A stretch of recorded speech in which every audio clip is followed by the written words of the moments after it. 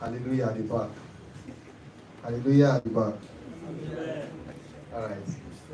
So, somebody who is led, let's stand up. We're starting. Somebody who is led in the spirit will lead us in an opening prayer before we say the national anthem.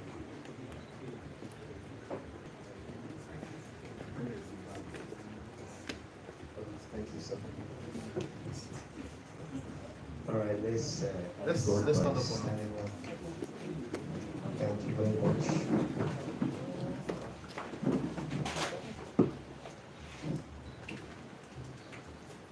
In Jesus' name, in the mighty name of Jesus. Faithful Father, we thank you, Lord God Almighty, for this auspicious occasion. Thank you for the life and the good health that you've given to us all to gather here for the very first time in such a wonderful occasion as this. We give you all the praise because it's already a success. We are asking you, Lord God Almighty, that you brood upon this meeting and everything that will be deliberated here upon today will come out, Lord, that will prepare every youth of Edo State to the next level in their lives. We ask you, Lord God Almighty, from now henceforth, let no man trouble us, because we have the things of God that is enough for us to achieve greatness in life. That this meeting, oh God Almighty, will bring about the needed vibrancy, the needed the agreement, the needed spur that will push us to the next level, even as a nation. Thank you, everlasting Father. Through this we ask in the name of God the Father, and of the Son, and of the Holy Spirit. Amen. Thank you so much, sir. While we are standing, we are taking the national anthem. Or should we take it while we are sitting?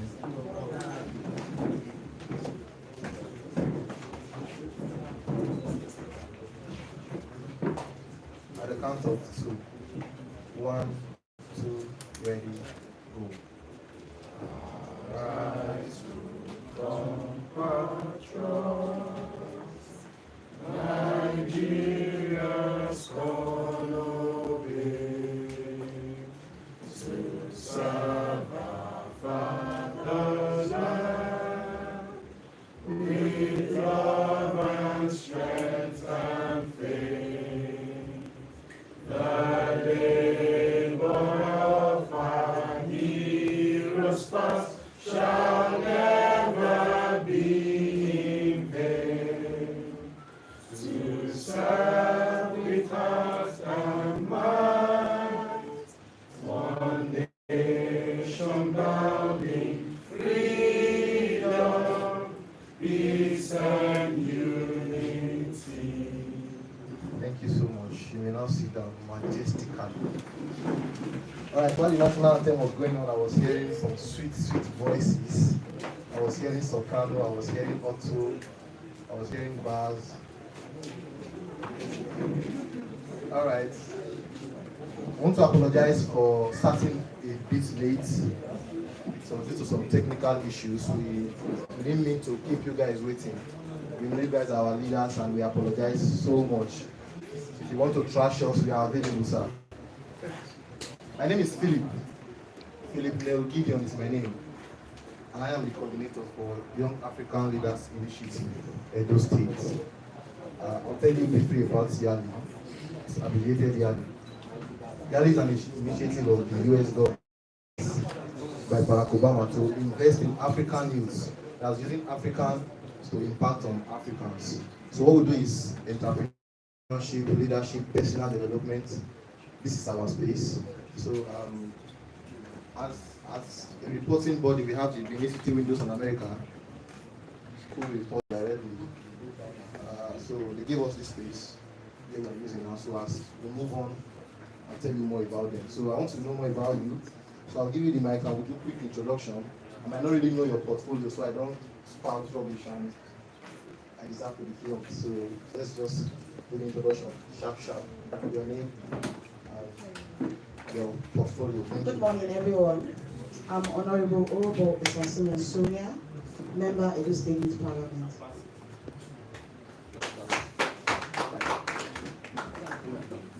Good morning, everyone. I'm Comrade Ogaga Obeki, representing Speaker, Edo State Youth Parliament. Good morning, everyone. I'm Princess Susan Okiria, Students Ambassador in Society of Petroleum Engineers. Good morning, everyone. My name is Honorable Blossom Mesosa Odiase. I'm a member of the Edo State Youth Parliament and Chairman House Committee on Gender Issues. Nice to meet you.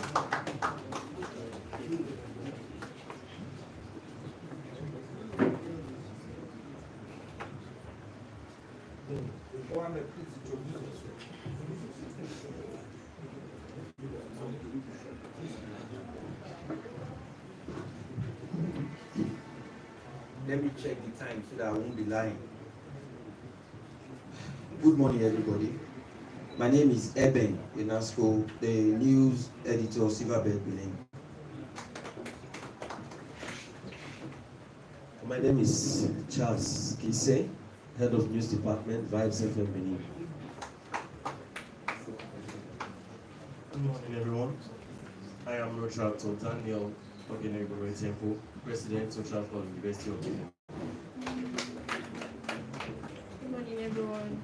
I'm Retractor Austin Chetachi Millicent, Relationship Rotary Club of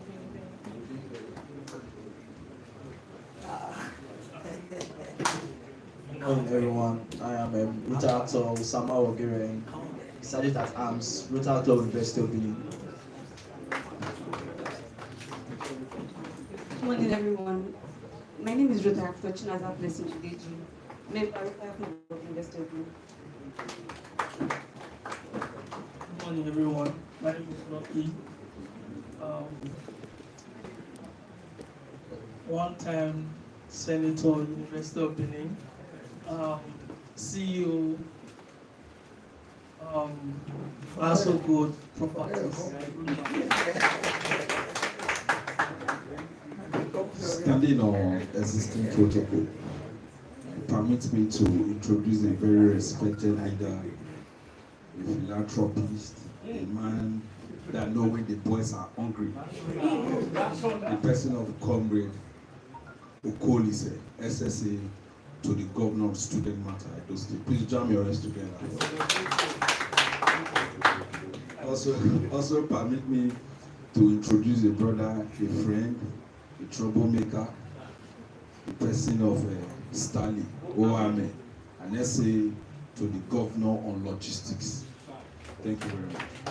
I remember my humble self, Festus Essay, APC Public Secretary, Orion Local Government Council.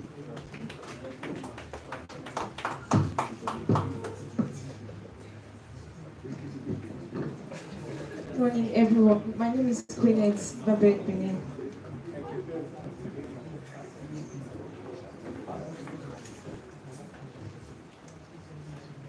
Good morning, everyone. I am Right Honorable BDP Orema.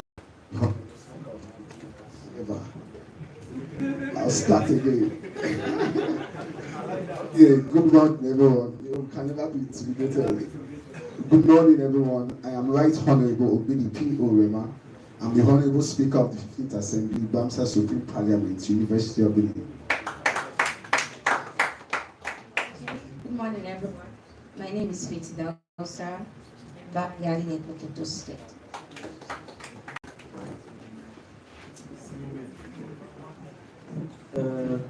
Permit me to use the normal culture and the students.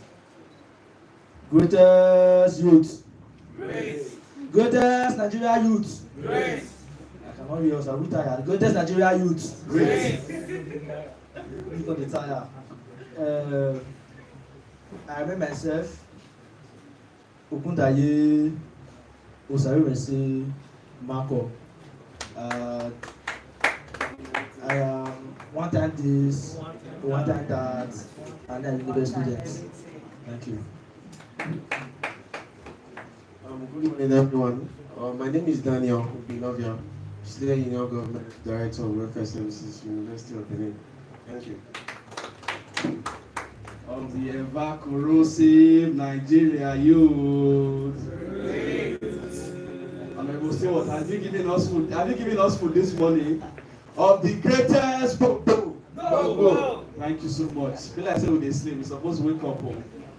My name is Justus. I think about Justus by the special grace of God, the Edo State Coordinator of the Youth Empowerment Solution.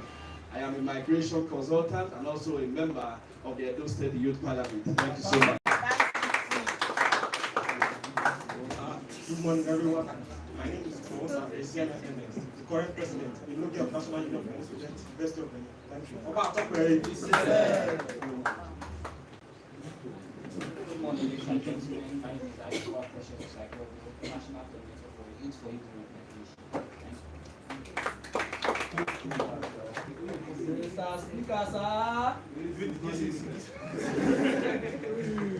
everyone. Good morning, everyone. Good morning. My name is Dignit Aminarao, CEO from Prayer Service. I'm also the speaker of the Best of this Union Government. Good morning, all. Standing on the existing protocol, my name is NIGERIAN, the President, Faculty of Pharmacy, University of Benin. Thank you.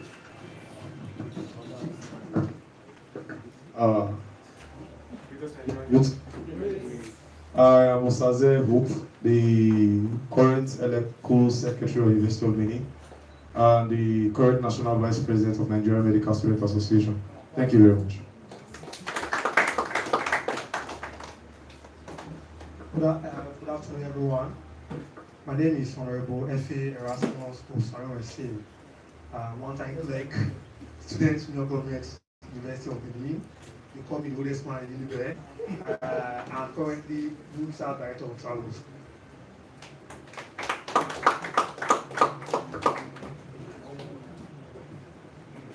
Good morning, everyone. Jason Obu Johnson, Silver Big Good morning, everyone. Praise God. All right, my name is Pastor Godson Iwezi. I'm a pastor under New Covenant Gospel Church and also a CEO of Innovation Brands. Thank you. Good morning. My name is Famosa Osamedi, but also known as IK Osamedi, and I'm a media practitioner. Thank you.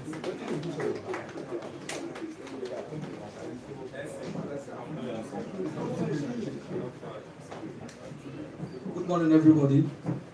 My name is Osemeke Samuel Yubusa. I'm known as Trouble Machine, former UDBANK comrade, and then currently not to. Thank you very much.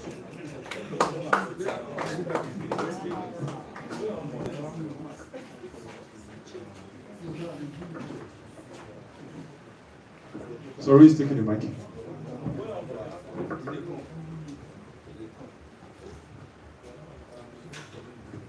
Thank you so much. I can see this room is full of capacity. I can hear everybody shouting capacity, capacity. Yesterday when I was doing stewards, I was just imagining how much we have in Edo State. And all I could say is, there are men in Edo State. Tell your neighbor there are men in Edo State. And we are one of them. Tell your neighbor now, and you are one of them. Who say women did? When she wanted to introduce herself, she said honorable. She did not say honorable. Did she? So there are men in Edo State and you are one of them. Please clap for yourself. All right. Without wasting much of our time, there's a reason we are here today. And we'll just get straight to it. As leaders, we don't waste each other's time. So I'm going to invite somebody who is going to tell us. For those of us who don't know why we're here today, this is the first of its kind in Edo State. So I want to tell us what it is about, why you are here, and to let you know we are not bringing you here to waste your time. So Honorable Justus, please come and do justice to telling them why they are here. Thank you so much. Thank you. Thank you so much. Again, let me specially and distinguishedly recognize all our guests that are here this wonderful morning.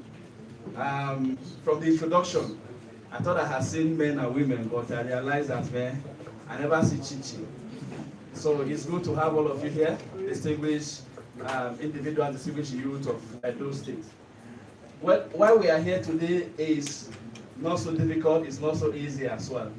We are having our very first edition of the Edo South Youth Stakeholders Meeting. And now somebody will say, okay, Youth Stakeholders Meeting. But there are some category of youth that we have not seen here. Why are they not here? Or there are some category of youth that are here, they are not supposed to be here. Well, the Edo State Stakeholders Youth Meeting is an initiative of the Edo South representative of the Nigerian Youth Parliament. Now, thank you. You can clap for him. Honorable Stewart Osarodeo Usazua. The Nigerian Youth Parliament, as we all know it, is a setup of the Federal Ministry of Youth, and of course the National Assembly, which they set up to give youth in Nigeria a learning platform, a learning curve, to learn legislation, to learn leadership, to bring them up to take over from them. And so therefore, we have representative as it is in the Senate. There is a member representing each senatorial district. So in Edo State, for instance, there are 3 members representing Edo State at the Nigerian Youth Parliament. There is one from Edo North, there is one from Edo Central, and of course there's one in Edo South. And so this program today is being organized by the very pragmatic and one of the most active of all of them, the Edo South rep, to bring together youth stakeholders in Edo South to discuss, to a roundtable. Now, this meeting is not just for youths who are from Edo South. It's not just for youth who are from Benin, for instance.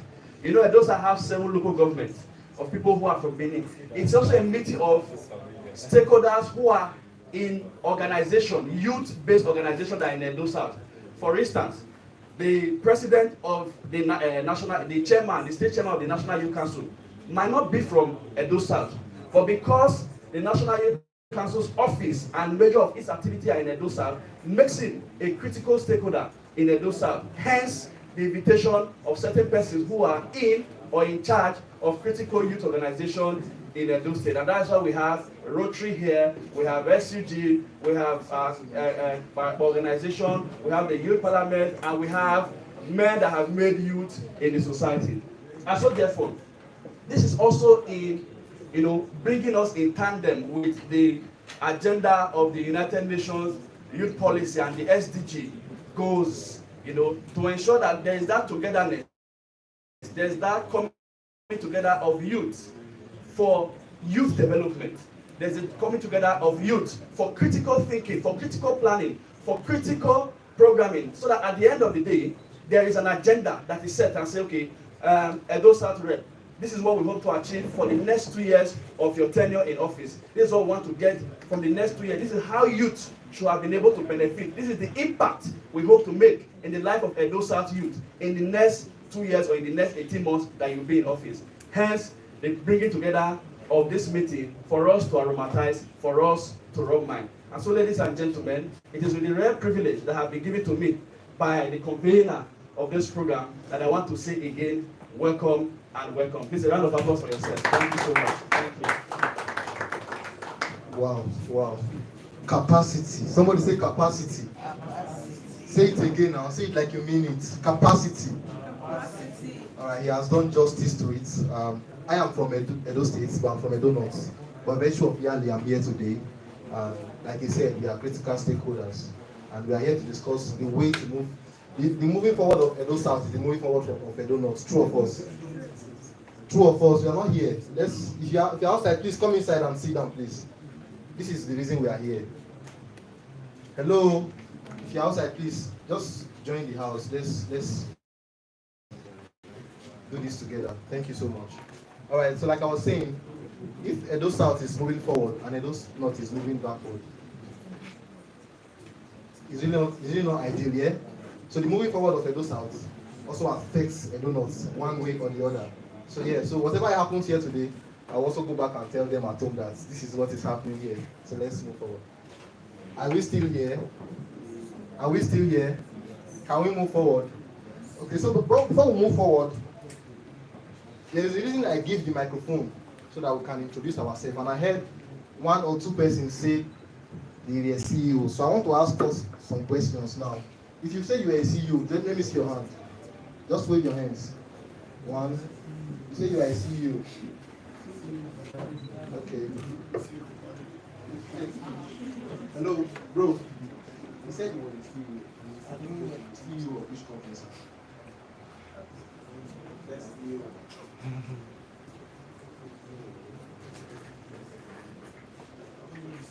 Sir, CEO of which company, sir? It was not audible.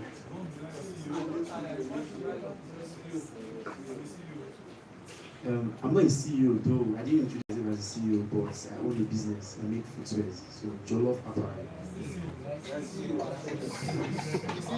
When we go out like this and you are asked to introduce yourself, you never can tell who is in the gathering. You just introduce yourself. This is what I do. You never can tell. He said he makes soft footwear here. None of us have barefoot here. All of us are wearing footwears. So you can call him, oh, I met you in this event, and he'll give you discount. I'm sure he will give you discount. Want to give us discount? I'm sure he will give you 50% discount. No, me, 50%, for the rest of us, like 5%. All right, so when next you are introducing yourself, just tell us briefly everything you do.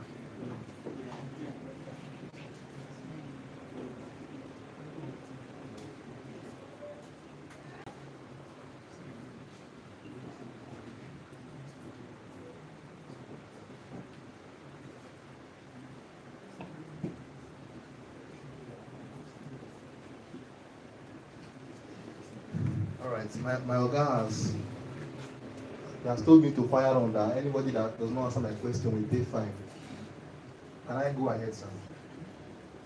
All right, so he's going to come forward now and talk to us about some things while we await somebody before he carries out his address. So please, Honorable, come and help us.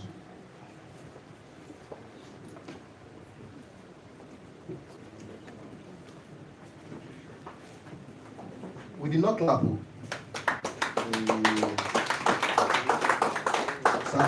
would you like to sit down and stand up again so they will clap? Please sit down. You're stressing me. Sorry, sir. So, Honorable Stewart Osazua wants to address us. Let's clap for him. Thank you so much. Thank you.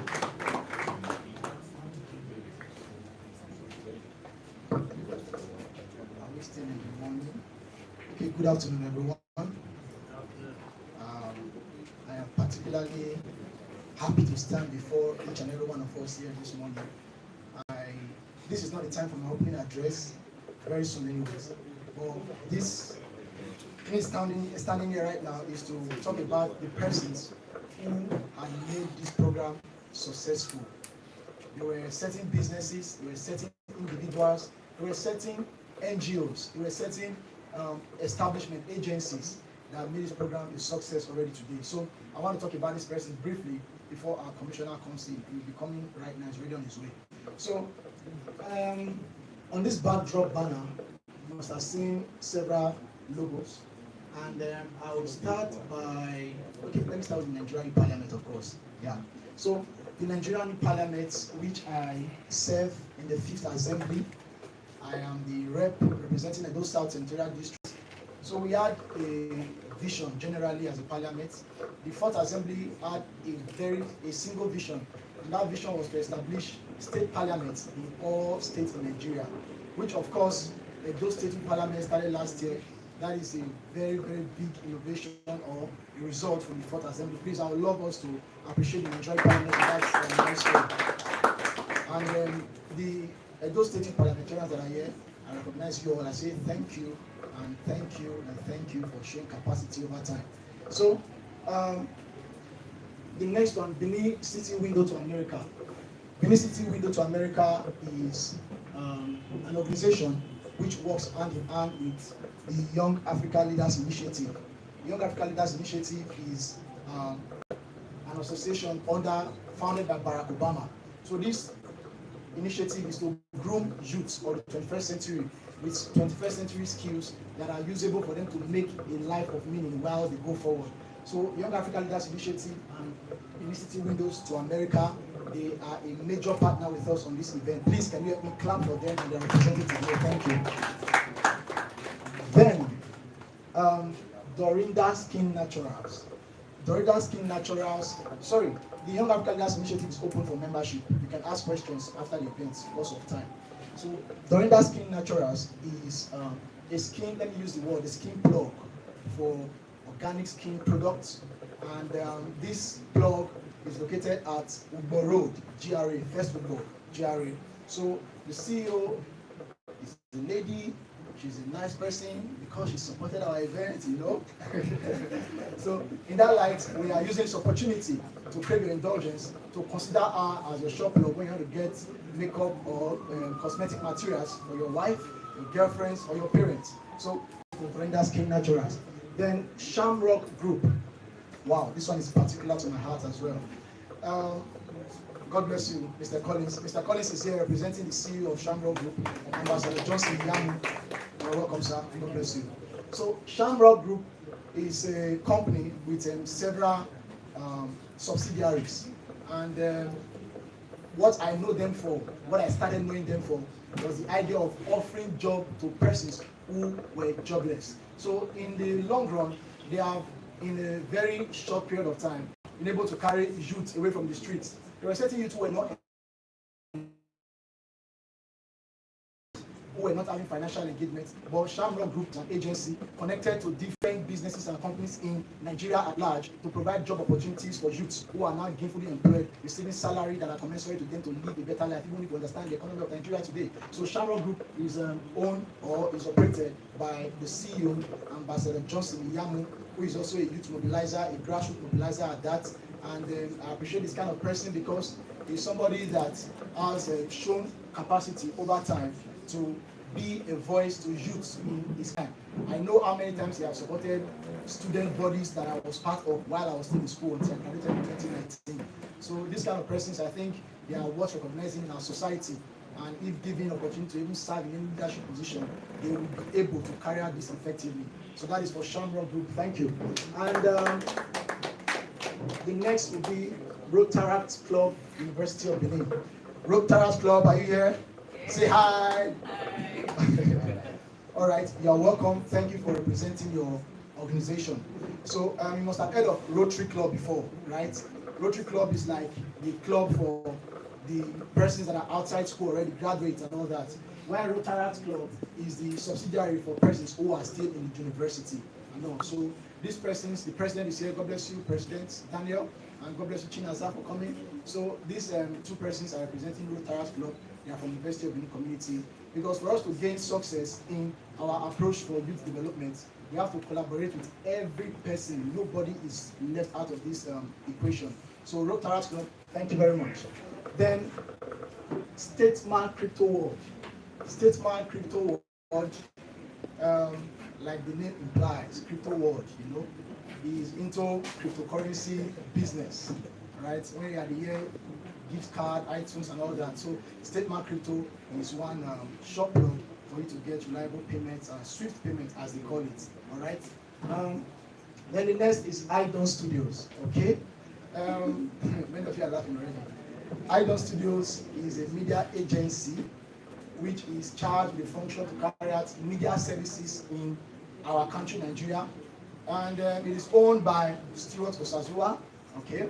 And this is my small hustle. When they say CEO, me, I don't call myself CEO. CEO, people don't get billions. Me never get billions. I don't call myself CEO. So Idon Studios, you can call it that better. Thank you. This is a media agency. We have our office at 5 GRA, and you want to visit that place, come on. We do commercials for your business. We do event coverage, weddings, and the rest of that. Business advert and everything. So anything video and event coverage, just think of Idon Studios. Thank you very much. Then, which is next? Youth for Youth Development Initiative. All right, Youth for Youth Development Initiative is an NGO operated which started in Edo State and is everywhere in Nigeria. It was founded by IFUA, Comrade IFUA Precious, and this NGO, they are charged with functions of speaking for youth when need be.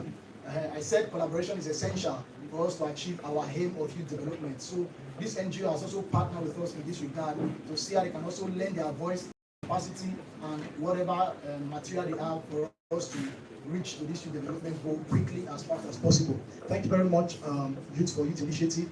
Then almost finally, yeah, this should be the last one. This is Blue Heart Academy. Blue Heart Academy, I'm seeing love. They're supposed to deplete maybe a relationship coach kind of thing, but it's not at all.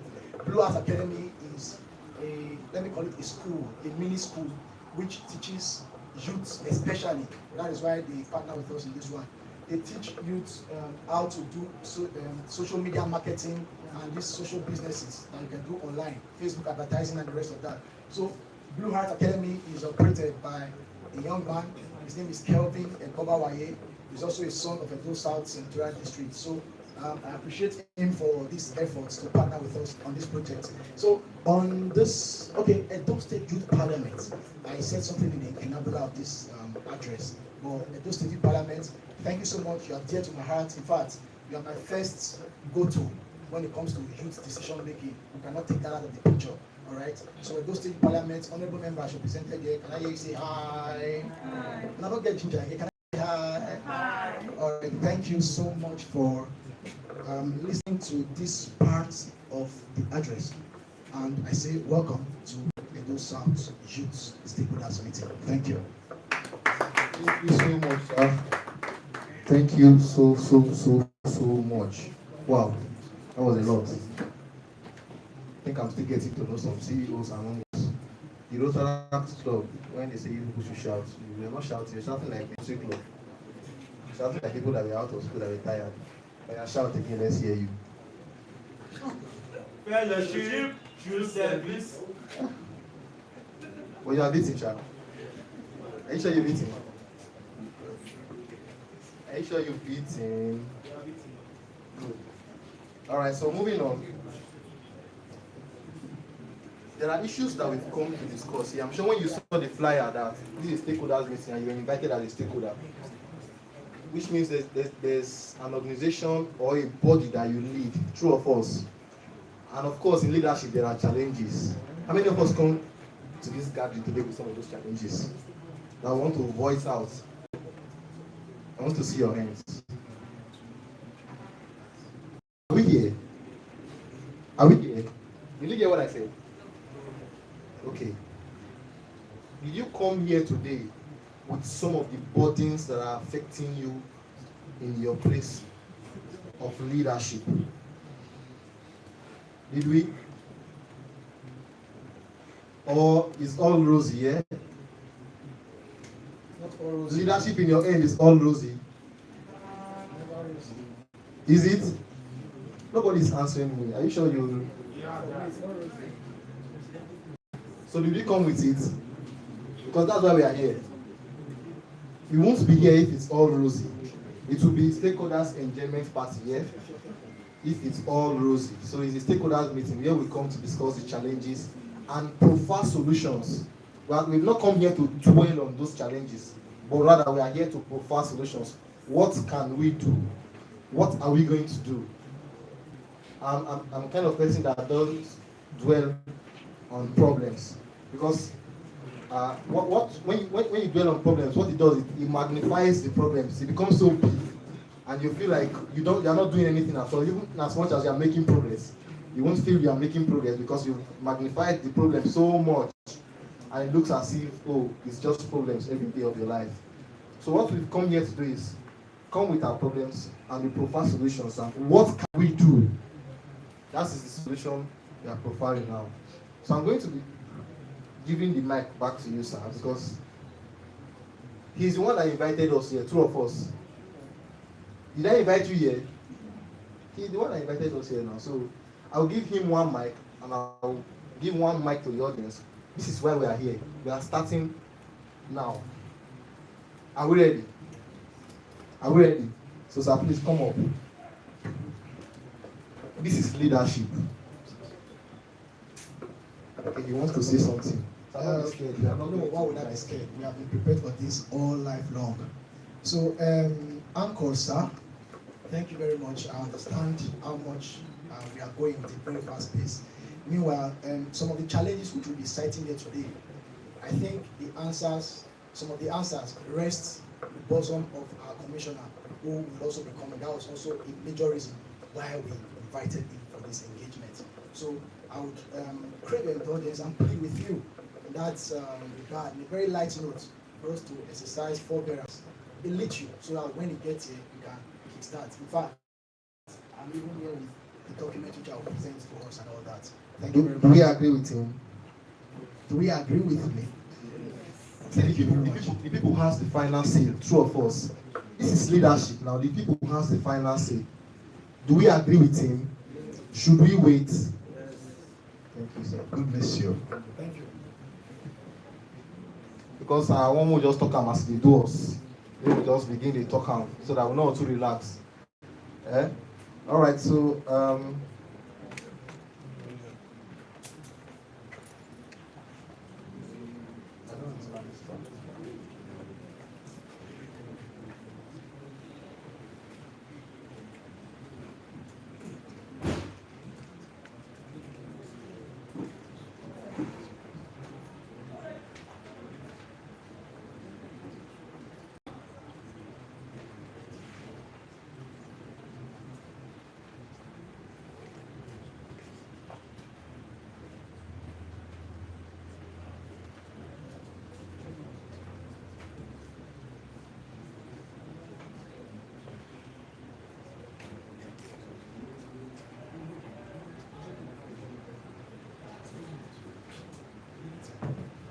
so while we wait for our commissioner, I'm driven because there are a lot that are bothering us, and we want to talk about it as youths. Because they will tell us we are the leaders of tomorrow, yeah? Hello, are we here? We are the leaders of tomorrow. But the leaders of tomorrow has been at home. Are you going to lead from the house? Hello? So yeah, the world is evolving. And as expected of youth, we are supposed to evolve with it. So many of us have been at home because of strike. So as a way of delaying and waiting for our commissioner, we're going to be talking about what we've been doing at home while the strike has been on. So we just use it to while away time while waiting for the commissioner. What have you been doing all this while? Have you been sleeping and waking up and hoping for ASU to call off the strike? Have you always gone to Twitter every morning to check whether ASU has called off the strike? Have you been giving savages on Twitter? Have you been eating mommy's food?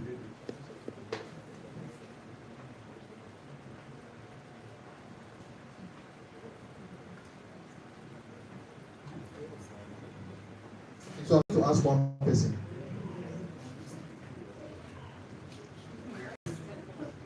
So what have you been doing all this time?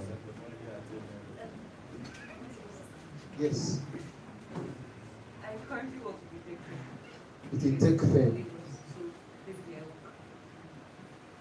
Remotely. So even as a student, you still work here. So the strike does not even affect you. So you're part of those that are praying that they shouldn't call off the strike. We've caught you today. I want to graduate. Okay. All right, so I've just been informed that the commissioner is here, so he's going to pick him up. So before he comes, I want to take keynote address from some of our leaders here.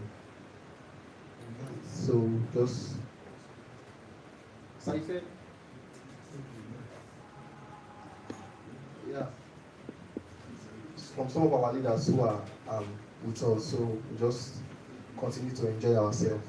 Sir, please, let's hear from you, sir. That is sir.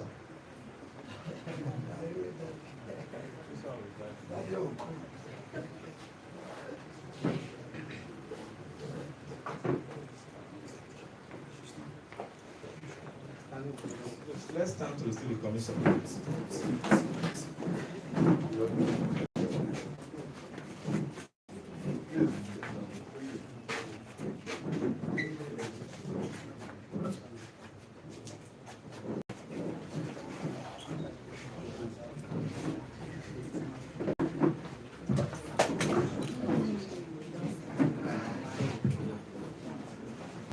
right. Thank you so much, Mr. Moderator. Standing on the order of established protocol, Honorable Commissioner, sir, you're welcome.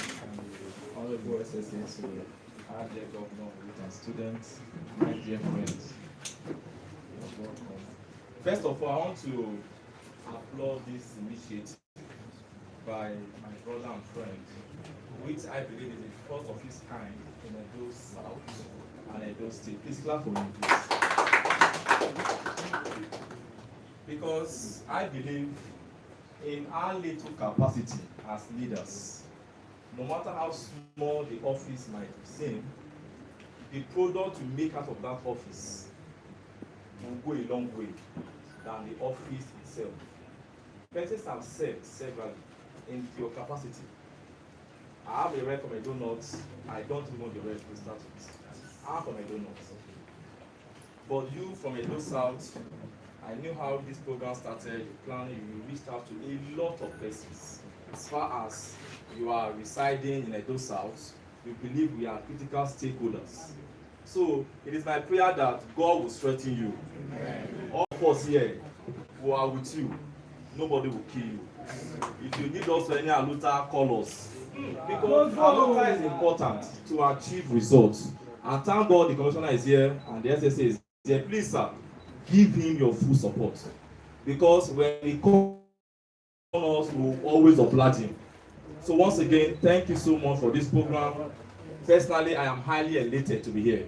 And I believe other squad who are here, all the youth leaders, we are all happy to be here. Greatest Nigeria youth. Greatest Nigeria youth. Greatest Nigeria youth. God bless you. Thank you so much. Thank you so much, Comrade Salah, for that wonderful keynote address. Thank you so much, sir, Honorable Commissioner, for honoring this invitation. We are so honored and privileged to have you in our midst. So without wasting much of our time, we are going to be moving forward now, straight to the reason why we are here. So I'm going to invite the Commissioner for a brief address, so he can tell us also his children that he is with us, so he can let us know that we are together with this. So with a standing ovation, I want to invite our daddy, Honorable Chris Nehikari, the Honorable Commissioner for Youth and Humanitarian Affairs. Please clap your hands, please. Thank you so much. Please sit down.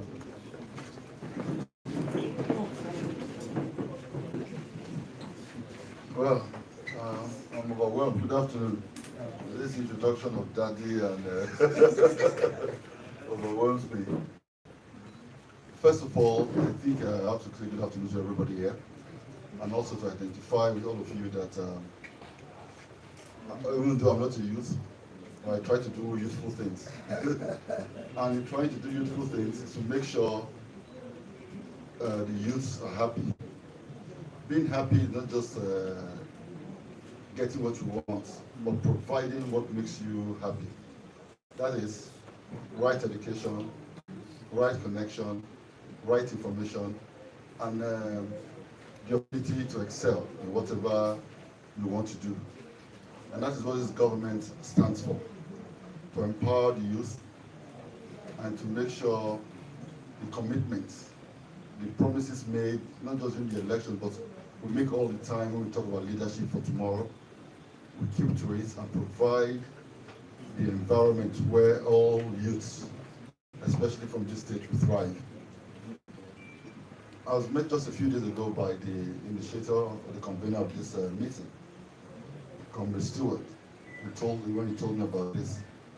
And I had to be a part of it because my ministry's primary purpose is to not just encourage youth, but to know how to think and be able to solve problems when problems arise. Unfortunately, we're in a country where the economy right now is not very good. But at the same time, we have a youth population that is very innovative, that is charged in their brains to make things happen even from nothing. And we have to make sure we keep them engaged all the time and make them achieve their full potential. He discussed with me how this initiative started started in his NYC days, and how the support he has received and the feedback he has received. And I must say, it's our duty to encourage him.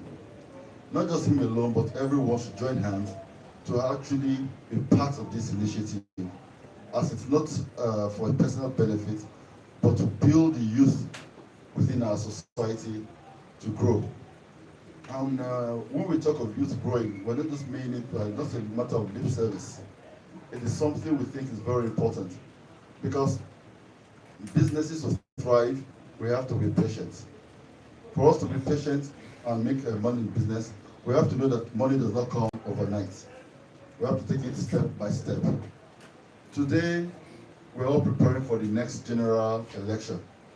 And I'm embarrassed to say that I know a lot of the youth are being obedient. So they talk about it, and I'm a politician. I'm a politician. I'm not in the obedient party, I'm a PDP. But we have to be truthful to ourselves. You know, we all have to work together to achieve what we all want. You know, we all have to be truthful to ourselves to achieve what we all want. We all want a better Nigeria. We all want a strong Nigeria. We all want a society where strikes are not encouraged or kept at bay. We want a society where 1 naira will mean something, 50 naira will mean something, 100 naira will mean something. And also, not believe that the fastest way to riches is through fraud, or through 419, or through Yahoo. And the reason for that is because a lot of us have lost faith in this country. That is why we cut corners to achieve what we believe we should be achieving. But I want to tell you the truth. There is a step to be taken to achieve what we want, step by step. First of all, the most important thing growing up is patience.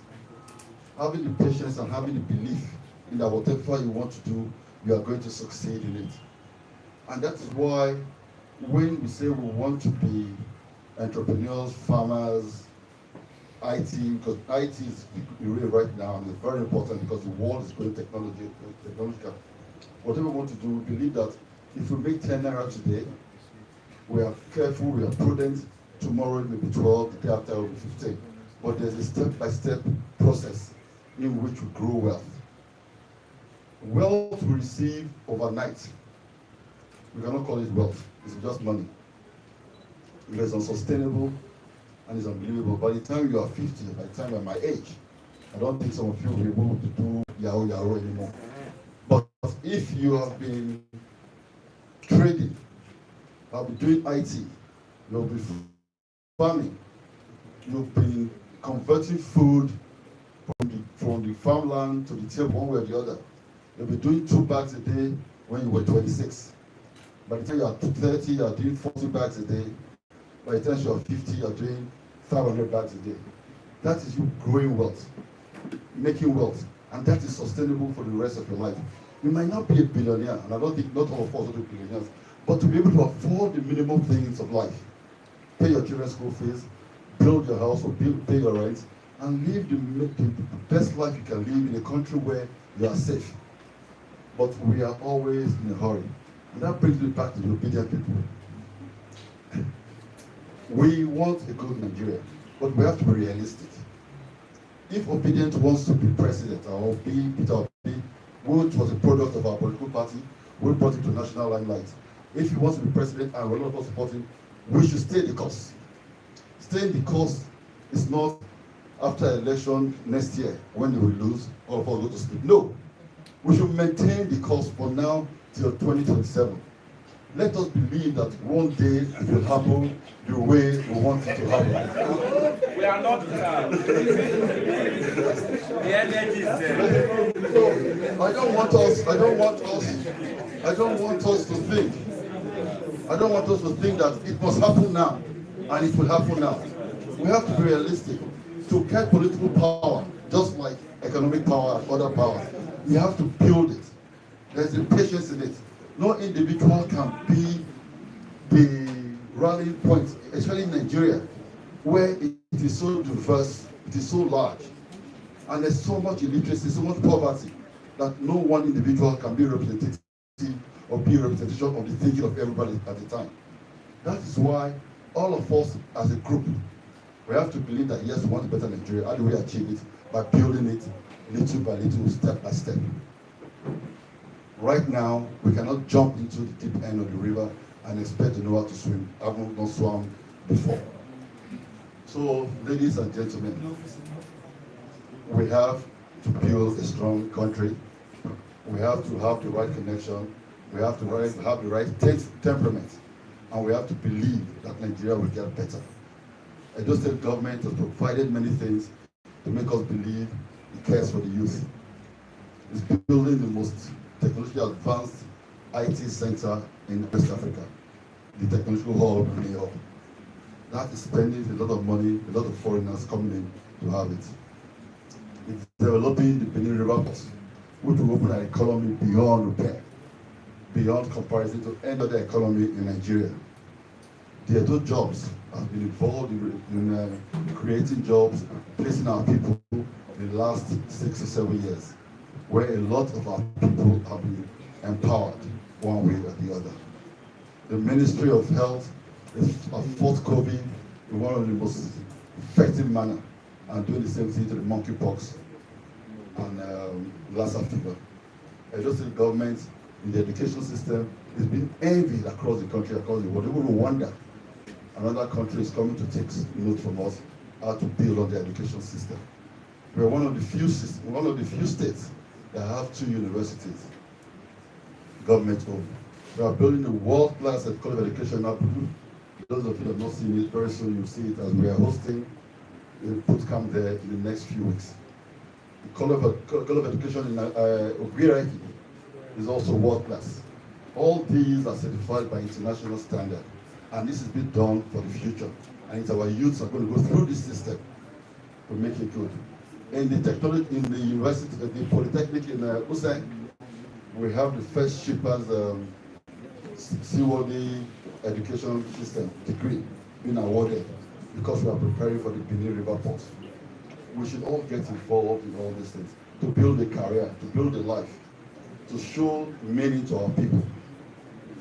And that is why it's very important that all the youth in Edo State, and especially the government, must show them respect, which I hope we are doing enough. The respect we need to show to you is that meet you at the point of need. I'm sure you remember that a few weeks ago, Edo State government insisted that basically AAU universities reopened because the problem ASU has is with the federal government, not the Edo State government. And it was immoral for our lecturers to join a strike when they don't have any business with it. And we insisted that the school reopened. So we're one of the few schools today, government schools today, that is open in this country. And that is because we take very seriously the issue of our youth. So ladies and gentlemen, unfortunately I won't be staying very long, but I'll stay a few more minutes. I want to ask you to have a happy celebration, and let us have a society where we all think about each other as brothers and sisters. Thank you very much.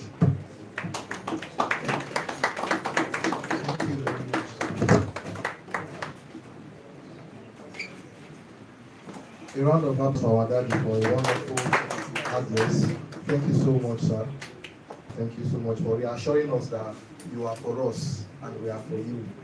Thank you so much, sir. Okay, so he stated that he won't be staying for long, so without wasting much of our time, I will invite our honorable to come and give us a presentation of the document that he said he has earlier on. So, you want to ask questions? After his opening, no, the commissioner will hear your questions after his opening address, please, the host.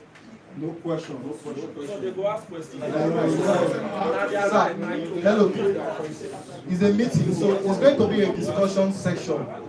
Maybe you were not here even before Commissioner came. I already asked people to talk back at us. So it's not like we are coming to just give you and not take back. Exactly. This is why we are here. We are here to take from you, not to even give you. But please just hear us out a bit before.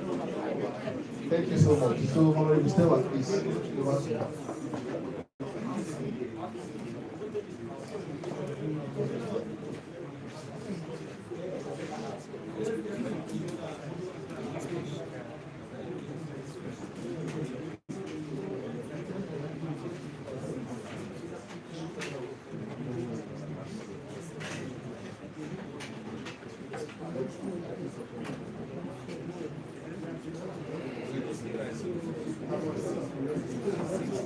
Hopefully that's enough.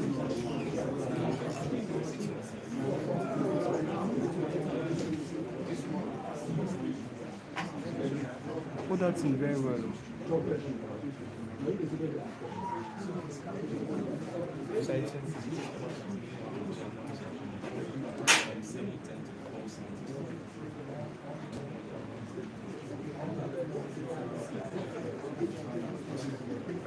Good afternoon, great youth. I am pleased to have you honor this invitation for this meeting. Thank you so much for coming. Honorable Commissioner, God bless you. I appreciate your presence. The Senior Special Assistant to the Governor on Youth and Student Matters, thank you. Representative of Ambassador Johnson Yamushano Group, thank you very much. And every other person seated, the Speaker, represented the State Youth Parliament, thank you. In all your capacity, SUG, I say thank you, God bless you, and may the good Lord help you find more profitable engagement as you move on. So, I am pleased to have each one of us in today's meeting. I send the best of appreciations to you for honoring this invite by showing commitment to have showed up from various corners of the South Senatorial districts and groups you all represent. Recognize all youth bodies and youth representatives from Oredo, Ipobaoka, Ego, Oriomo, Nwonde, Ovia Northeast, and Ovia Southwest. These 7 local governments that makes up Edo South Senatorial District. Special appreciation to the Ministry of Youth and Special Duties for being ready to carry out special duties indeed to supporting youth development in the state. On this day, 5th of August 2022, we officially commence our engagement on the first day of a new season of the Barclays Premier League. This we are not taking for fun, but in hopes that we have started the race to harnessing the wonderful possibilities hanging on our future. It is worthy to know that this is not a political engagement, but a call for youth collaboration for us to drive youth development agenda in our dear district, Edo South. Many a time we have been faced with the challenge of bad image, which I may choose to refer to as wrong identification. We have always been better than we are described. We are youth from Edo South. We are not uneducated because you are not. We are not crime freaks because you are not. Young men from Benin are not heartbreakers, neither because these ones here are not. We are progressives. We are intellectuals. We are knowledgeable. They never saw us coming, but here we are in our numbers, representing the larger population of Edo South youth in this party to unanimously walk along the progressive pathway. We are ready. Even in our preparedness, we know that several issues bother us as youth population of this district, and we are not oblivious of the impact of this challenge on our entire existence. If our society must be right in shape, certain factors of youth development must be held in place. At the epicenter of our engagement as youth lies the urge for exploration and adventure. This adventurous vibe must be backed up with necessary knowledge and mentorship that will allow for productive output. In a case where access to such quality of education and mentorship is not available, according to the professor in the popular TV series Money Heist, like I said, the Papel, that is where the stakeholders now come in. We must charge ourselves to take full responsibility for the mental security of young adults around our sphere of influence. Their basic support needs we must cater for if we can. Otherwise, seek support for them through right channels. These were some of the things many of us did some years ago when we started off in the University of Benin community. I know this is common to a large number of us here seated. The basic need of our fellows in the youthful bracket are not far more than what a conducive environment which supports learning and collaboration can offer. It is on this ground we will draw attention of individuals, NGOs, faith-based organizations, ministries, departments and agencies, businesses and the government to embark on the task of youth development, whether it is their statutory functions or it is to be served as their corporate social responsibility through robust partnership. It will interest you to know that prior to this day, the Edo South youth has been a default interest to me personally, and I would not be unhappy to see other Edo South youth stakeholders follow suit. In the latter part of the program today, we will take a look into the Edo South Youth Visions and Agenda document as effective from August 2022 to December 2023. From this, we will pattern our engagements with the provision of the Youth Policy and United Nations documents as we will, through this approach, contribute our quota and set the pace to Nigeria's actualization of the Sustainable Development Goals as we are just a few years away from the deadline. If our interest truly aligns with national youth development, we must hold our hands on this platform to pursue execution of the goals enshrined in our document. No one must be left behind. Conclusively, we must know that no youth stakeholder's interest or opinion is greater than that of the next man, for we are all collaborators in this space of global impact. My opinion, your opinion, his opinion, when heard, galvanized, and utilized, will shape our society positively. Thank you.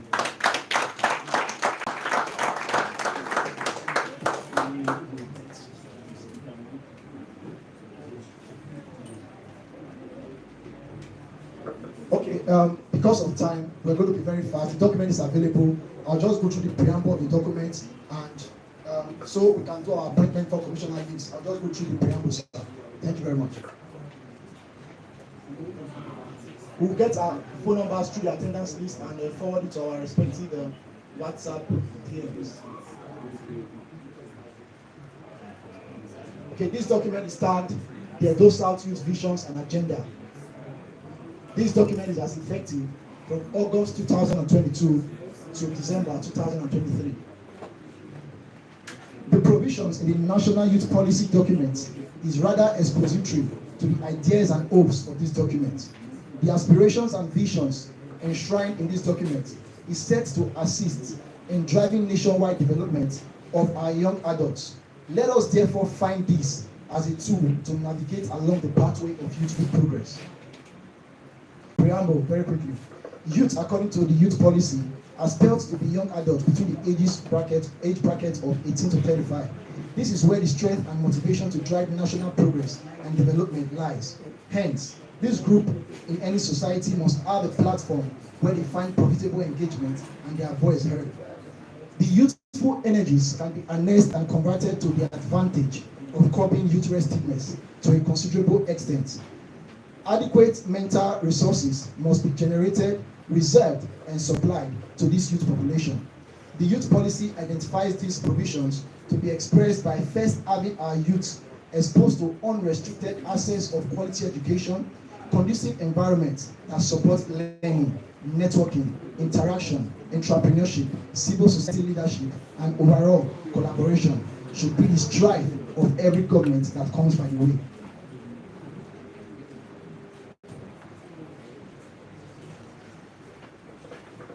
All right. So, document, like I said, will be available to us individually on our WhatsApp DM. So I'll just go through the vision and mission statement of this document, and then we'll go to appointing our aides, and our commissioner give us his final talk. No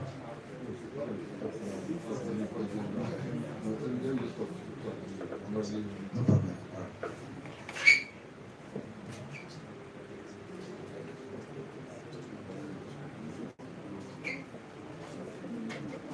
Thank you. First of all, thank you very much. I must appreciate what you've done. But I think there's a little gap. I think I draw the attention of the House to it. We're talking of a national youth policy. I'm pleased to announce that Edo State government is doing the youth development policy, and the discussion, which I'm sure you will not be part of, is starting on the 16th of August. So we are developing our own very first state youth development policy. I can assure you our development policy will be very robust. It will cater for everybody, and it will have the input of all the youth associations, all the youth groups, and even individuals as time goes on. The first set of dialogue is going to begin on the 16th with a lot of the international NGOs, local NGOs, CSOs, all the groups that are available, and I'm actually very impressed that we are working with that. So that's what we're discussing. And I heard someone say MOU.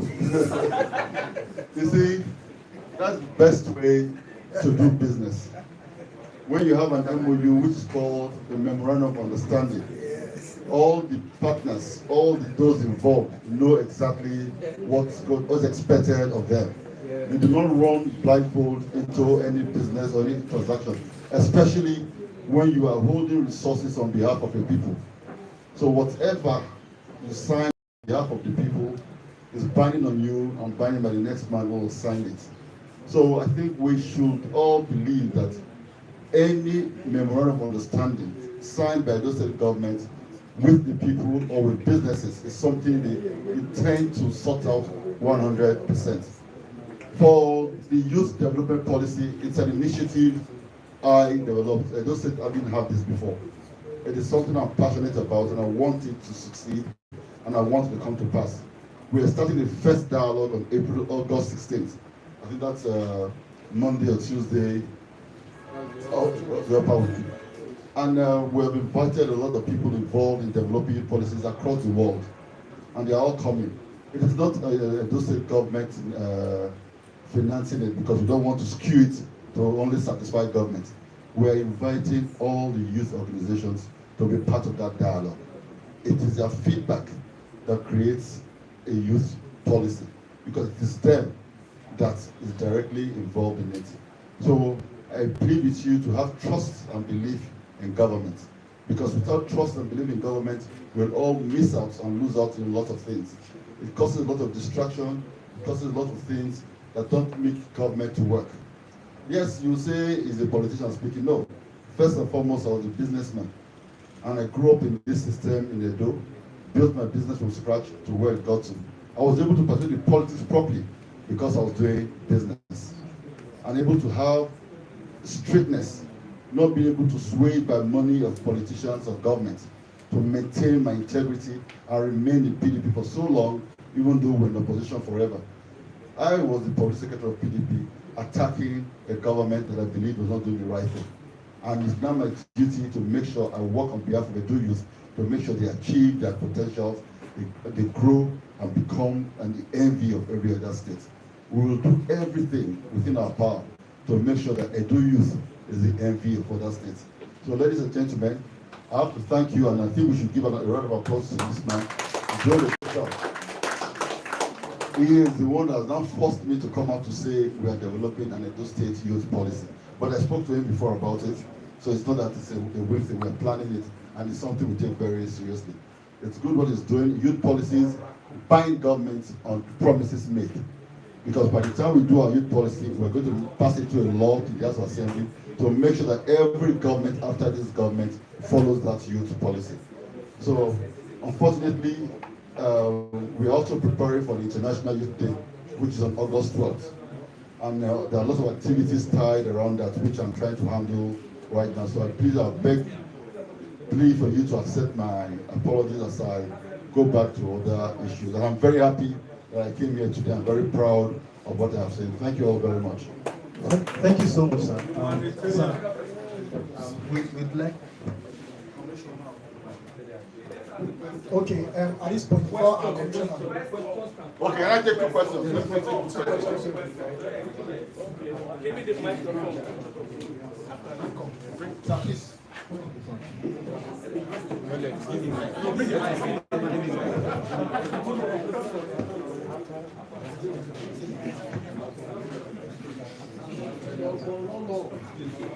Good afternoon, everyone. Yes, permit me to comment on the already existing protocols and national for discussion. But I have some reservations on most of the things he said. Come forward, come I forward. actually put them down, and I'll be telling him when he was saying it. Number one, the aspect of education. I think when the executive government came, he shut down the College of Agric at Igor. So he said he was going to revamp it and maybe and make it a world-class institution. And unfortunately, my junior brother, he attended that school. Until today, they told him to go get his certificate there so that he can use it to apply for admission for other school. But unfortunately, he's here to get his certificate, and they said the school has been closed down. So, you said now that the executive governor is making it to a class institution is actually surprising to me. That's number one. Number two, the aspect of health. I'm a pharmacist. My name is Pharmacist Lucky Obono Duman, and I really want to know the infrastructure, or rather the modality the governor has placed in aspects of health. Believe me, if each and every one of us here have an emergency, let me say from 6 o'clock or 7 o'clock, the possibility of you surviving is as slim as 1 out of 100%. This I had early this year and some time ago. We went to all the hospitals, in fact, going to the state-owned hospital, this Edo State Special. I actually don't know what they were doing there, but going there, we didn't meet any senior consultant. The highest we met were just school as officers. I just graduated on quite long.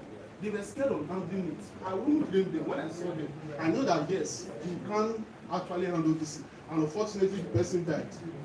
And also, the aspect of I don't know. We always want to say about youth, where some things actually affect us very well. The issue of transport.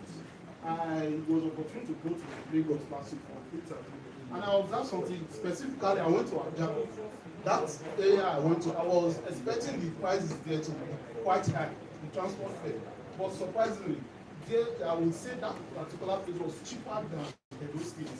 And I got to know that the amount of hubs, popular outbuildings that we have, controlling each point of buses meeting is quite despicable. Why? Because you go there from Ring Road to this particular place, they'll tell you 300. And at times, from that same Ring Road to the junction of Sapler Road, anywhere, they'll tell you 400. Depending on their move. So I really want to know what is the basis of what is the executive government doing about this thing, or do we feel the thing is not affecting each and every one of us here? I really want to know about that. Thank you. Thank you. I think we've had 3 questions from just you. Can I just please take them one by one? Thank you very much. I'll start with the last one. You talked about transport. I think we should all appreciate that, first of all, transport is a private business here in it. It's not a government business. If you can tell us if you enter a commercial bus provided and run by the state government, you pay the same exorbitant price as the private businesses. Don't forget, the bus drivers and bus riders, they are in business. We're not happy that the prices of fares are so high. Nobody's happy about it. But you don't have a price control when it's not your boss. You know, the commissioner for transport is doing a lot of things to work on that angle. It's always easier for bus drivers to blame it on the Agberos. I don't know what the Agberos role is on our streets, so I cannot speak to that. But I can tell you, you cannot have a price control on buses that you do not own, because it's a business for them. Yes, we do not have enough buses for government to run these routes, but rest assured, it's something government take very seriously to make sure that we do not spend so much money, because there's inflation everywhere. There is a food crisis, economic crisis, and things are going high. Even Gary, yam, those of you that do market, everything is going up. And governments, not just Nigeria, those say government, now all governments are interested and find a way to plug that worldwide. You talked about the health. It's a very serious matter, and I don't doubt what you have said, because you were so passionate about it, and it's also the industry which you belong to. Now, the state government is emphasizing the use of secondary healthcare. That is why the primary healthcare across these 192 wards are being enabled and empowered. They are being built to help so that there's available healthcare as close to every street as possible. When we have cases like the Central Hospital, the big one you talk about on Sapler Road, there's, I think, personally, there may be a conflict of it. Is it a private clinic? Is it a government clinic? You may have those conflict there. And I don't know what time you went there, the consultants were not there. But I have a lot of confidence in the doctors we have in those states, whether housemanship, whether professors, or whatever they are. They are there to save lives because I think they are the only profession, like your profession, whereby if you've done 6 years or 5 years in university and you come out, you are given a license, you are strong enough and trustworthy enough to depend upon to give out drugs and to save lives. So I will raise the issue you raised about consultants not being available at the time you said, because it was probably the evening. I will raise the commissioner to know why and what the standard practice is. But I know, my wife just left UBTH now. She went there for surgery. The consultants were not there when we got there. But when they were called to a place to there, they came on and dealt with the issue. So I'm sure that happens, and there's the protocol in majority of the hospitals across the country. And then he talked about Ugoraki, right. Ugoraki was shut down by the government a few years ago. And as the opposition, I criticized the government for shutting it down. But I've been there at least 3 times in the last 6 months. Not only the buildings, that it was technically brought down. Every building that was brought down, because it was most likely a glorified poultry. Let us call it spade a spade. It was not worth the name it was called at the time. But now the infrastructure is being updated and being rebuilt. I'm sure you're aware of that. The ex-students that were there, the former lecturers that were there, were told to make sure issue certificates to the students that are graduated, because if you graduate, you give certificates out. If that was not done, it was because of the selfishness and probably the irresponsibility of those lecturers who wanted to make a mountain out of a molehill when they were told to relax for a while. That school has now been built into a multi-campus institution, one in Ugoraki, in Do Central, and in Do North. And they are all coming on stream. I'm sure by September they will start to employ people. They've gotten all the accreditation. That is why I use the word world class. All the accreditation they lacked, well, a few years ago, they have all received them now, because something deliberate is being done in that school for the first time in over 30 years in the school's existence. So we as the government will not have been coming out to say these things for everybody to hear and to see. So there's always that criticism that comes that the school was shut down. Yes, it was shut down to make it better. And making it better takes time, not just overnight. And that time is almost done now, because the infrastructure that was promised are being provided there. The technical ability for lecturers' employment is being done. The accreditation is being done. All the things that gives a world-class education system are being done and being achieved right now in that place. I don't want you to take my word for it. Ask your brother or anyone who uses that road to tell you what is happening at that place today. If I'm wrong, then you know that we are not serious in the state government. But I can assure you, these things are being done. Thank you. Sir. Oh, sir. So that what I will be asking you know where I'm coming from. I'm President Abudu Elite Group. I'm an indigenous of Abudu and immediate past special advisor on media and publicity to Honorable Sylvester Okoro, the immediate past council chairman. I know you very well, sir. So you made mention of College of Education, Abudu, and that is why I said I must ask this question. The College of Education, Abudu, has been renovated for over 4 years now. But if you go there, those buildings that the governor renovated with taxpayers' money is being dilapidated already. They are in the dilapidated states already. You go to the ICT center, it's not functional. I met the governor 2 years ago to ask, sir, why is this place not functioning? He told me categorically, if I can go back to my Facebook page, I can bring out a video, that by September, that was 2019, that the school will be functional. As we speak today, that place is bushy. The same thing this year, we confronted him in the community.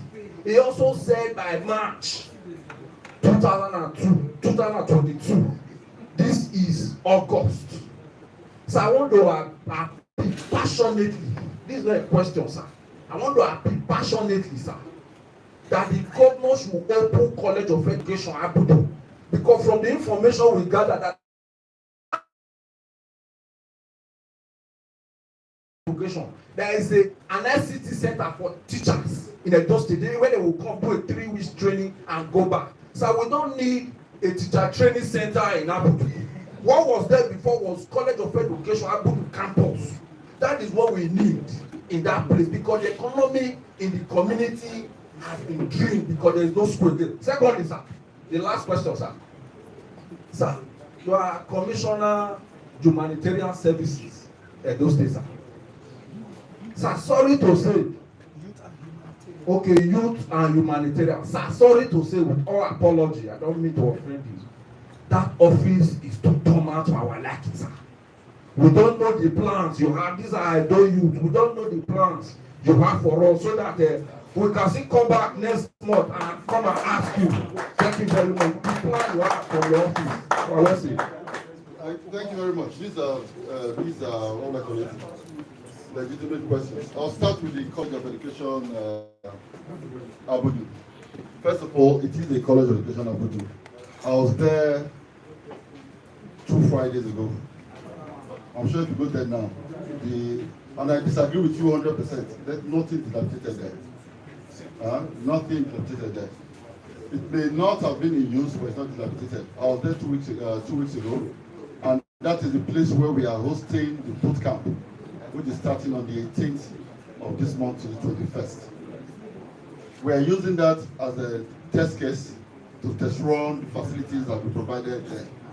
I'm going to stay there for the 4 nights with 200 youths.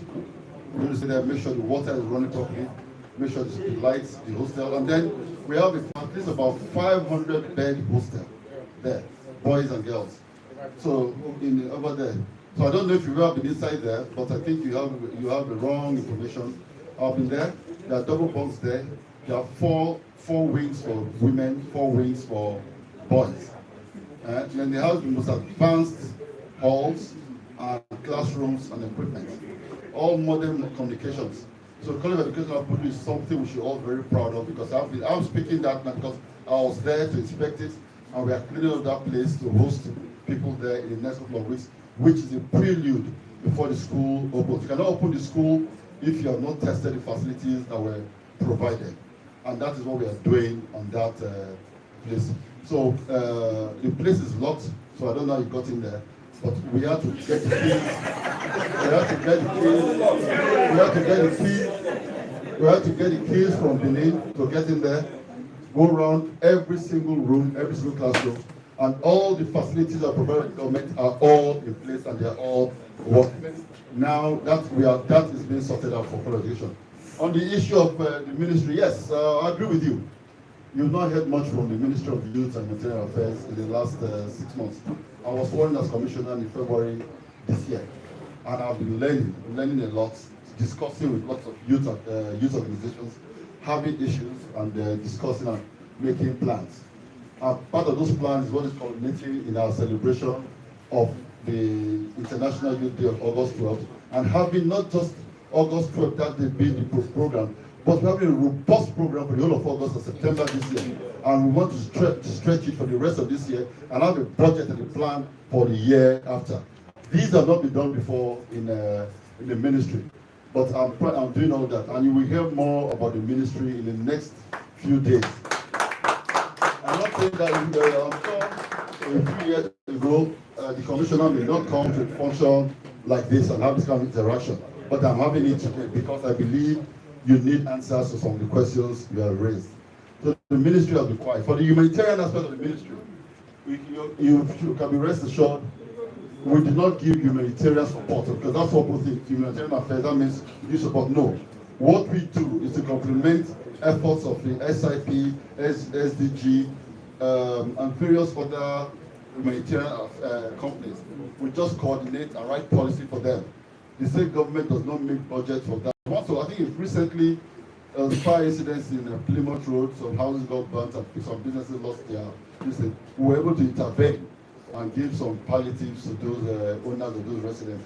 But I refuse that to go on air before people think we are dashing out government resources. And If you want news from the ministry, you will get a lot of it because that's actually my field. If you remember, I was the state public secretary of PDP. I'm very good at promoting myself, my party, and my ministry. If I go about that without having concrete plans, how to move it forward, I will be guilty of just talking. But when I have plans and have things for you to know, you will come out and see them. I think just today or yesterday, we are now talking about what the plans we have for the International Youth Day and for the month of August. We are hearing that and you hear that for the next few days, and then we'll go more to specifics. So when you see us on television and all that, you think, this one is propaganda. No, we want a strong youth. Whatever we are doing, I don't want to make a promise to a youth and not fulfill it. And that is why I'm being very cautious. I'm making sure everything is in order. I'm sorry, I can't take any more questions because I need to go. I've done 2 questions I promised to take, and I got to go. Thank you very much. Thank you.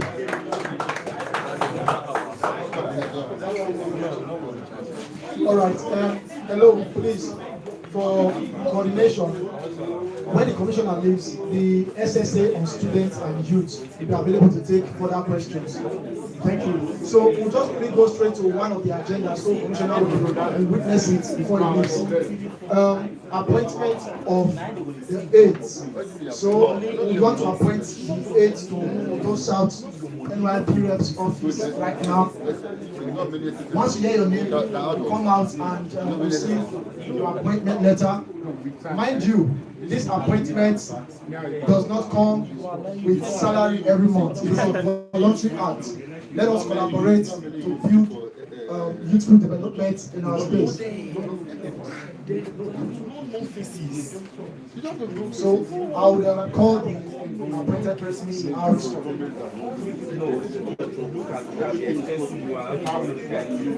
Okay, hello. Among the 5 aides, 3 of them are going to be liaison officers. One of them will be the liaison officer for Ego, Oredo, and Ibaoka. One will be for Olomo and Wonde. One will be for Odia Northeast and Odia Southwest. Then one will be special personnel, PA and media aid. Then the second one will be programs director.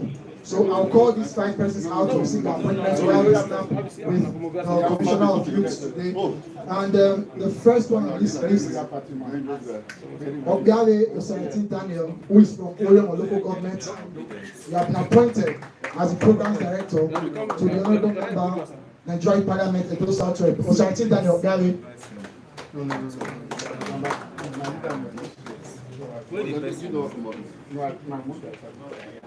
Collins Osaze you have been appointed as media aid and personal assistant. Kindly step forward. Thank you.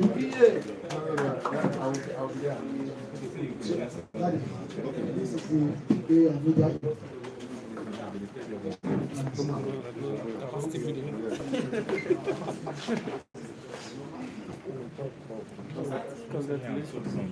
No, I like it.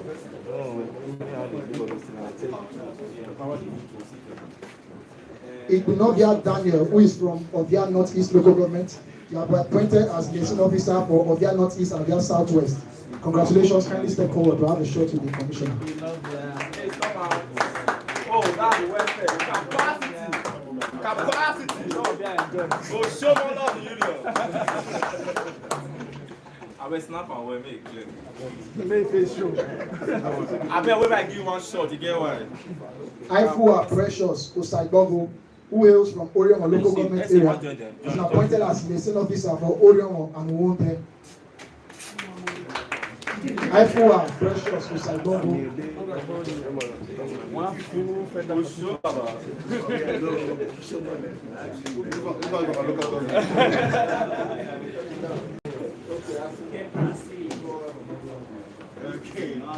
And Oshariti Daniel, I don't know if you are around now.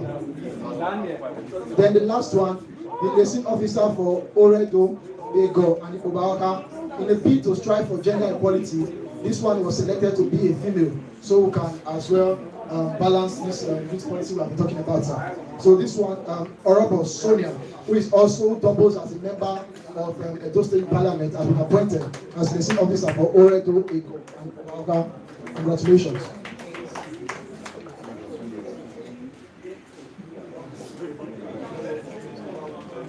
So, Daddy, we really appreciate your presence. Thank you so much. God bless you.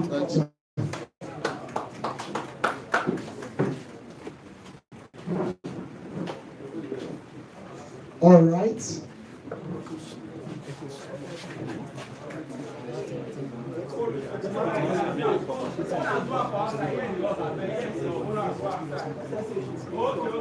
Please, everyone, let's go outside so we can take pictures with the commissioner and come back. The S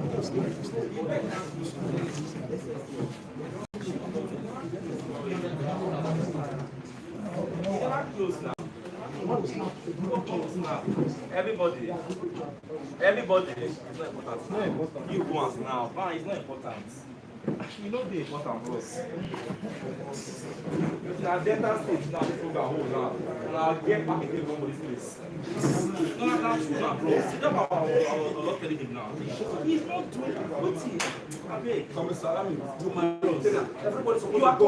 Yes, palliative. Yes, it's a new program. I know the number of friends we empower this strike period. It's a lone person. How much more the government? Yeah, how far? You do always. This man.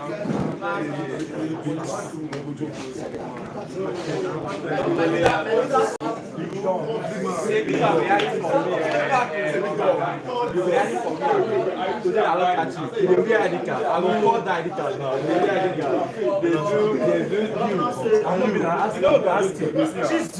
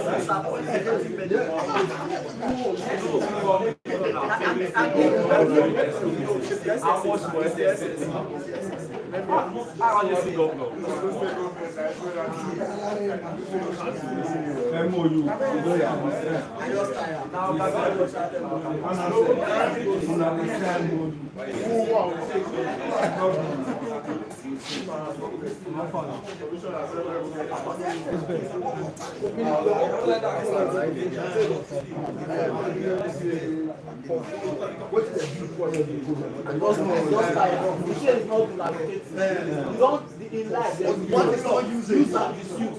Yeah. You created for now, you're not using the ecosystem that will come from it alone. ICT center will be real. They are saying it's there. It's there. It's there. It's not that. And it's not usage. We attack. Because I don't want to attack him. I don't want to ask him. I don't want to ask him if he has seen the problem. On the subversion, I don't collect. Not a period of everything. I said the money is still the coming. Subversion.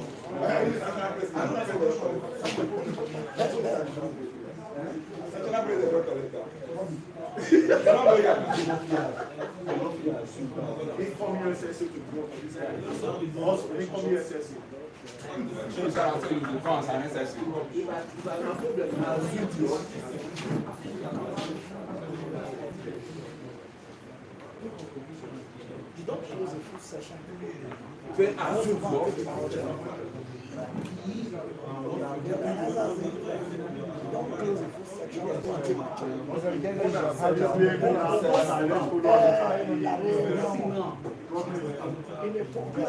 close the full session.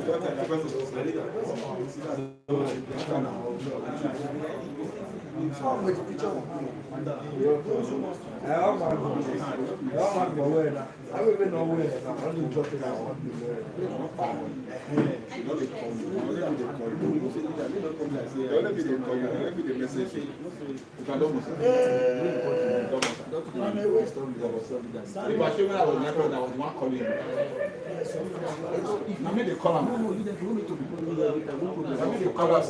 they are supposed to be our descendants, but my mind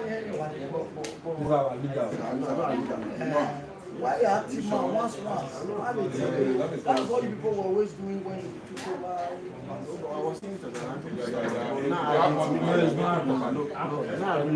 Their leadership doesn't stop. It stretches. It's changed. It's a chain.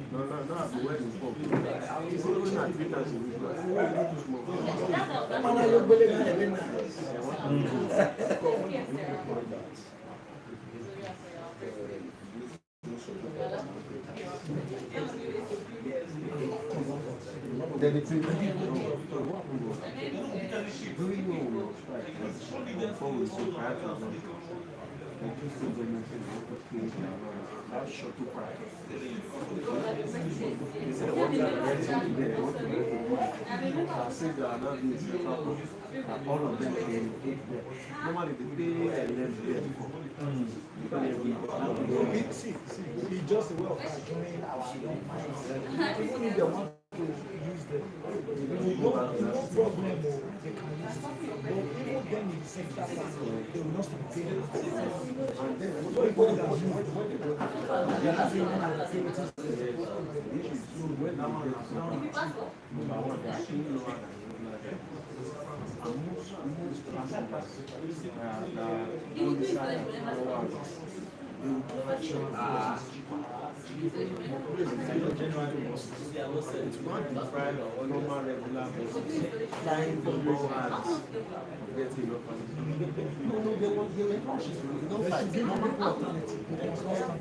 If it's any of the streets, they will leave the central package.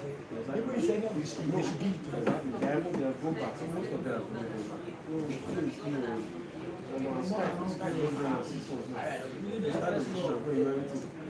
That's why NIGERIAN must work in collaboration with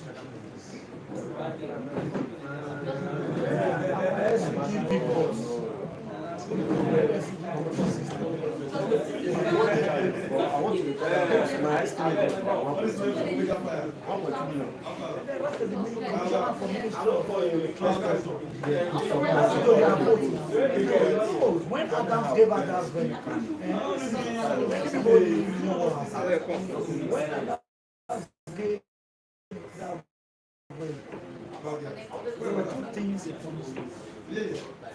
Constant facing accountability ministry of sport and subversion for failing becoming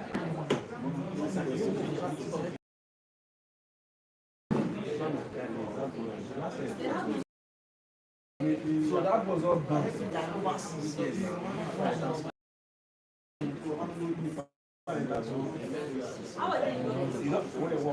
See, that vehicle was supposed to be that vehicle was supposed to be for nice. I use that post in the box. Do you know that vehicle? Not nice. Do you know that vehicle was supposed to be nice?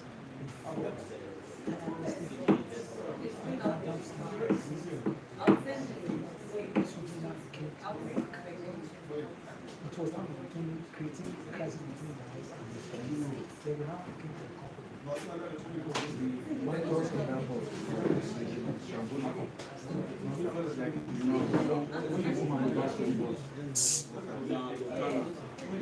the picture not the finish. Say, come on, make this thing expensive. See, now. They don't close the program. I think we'll close the program.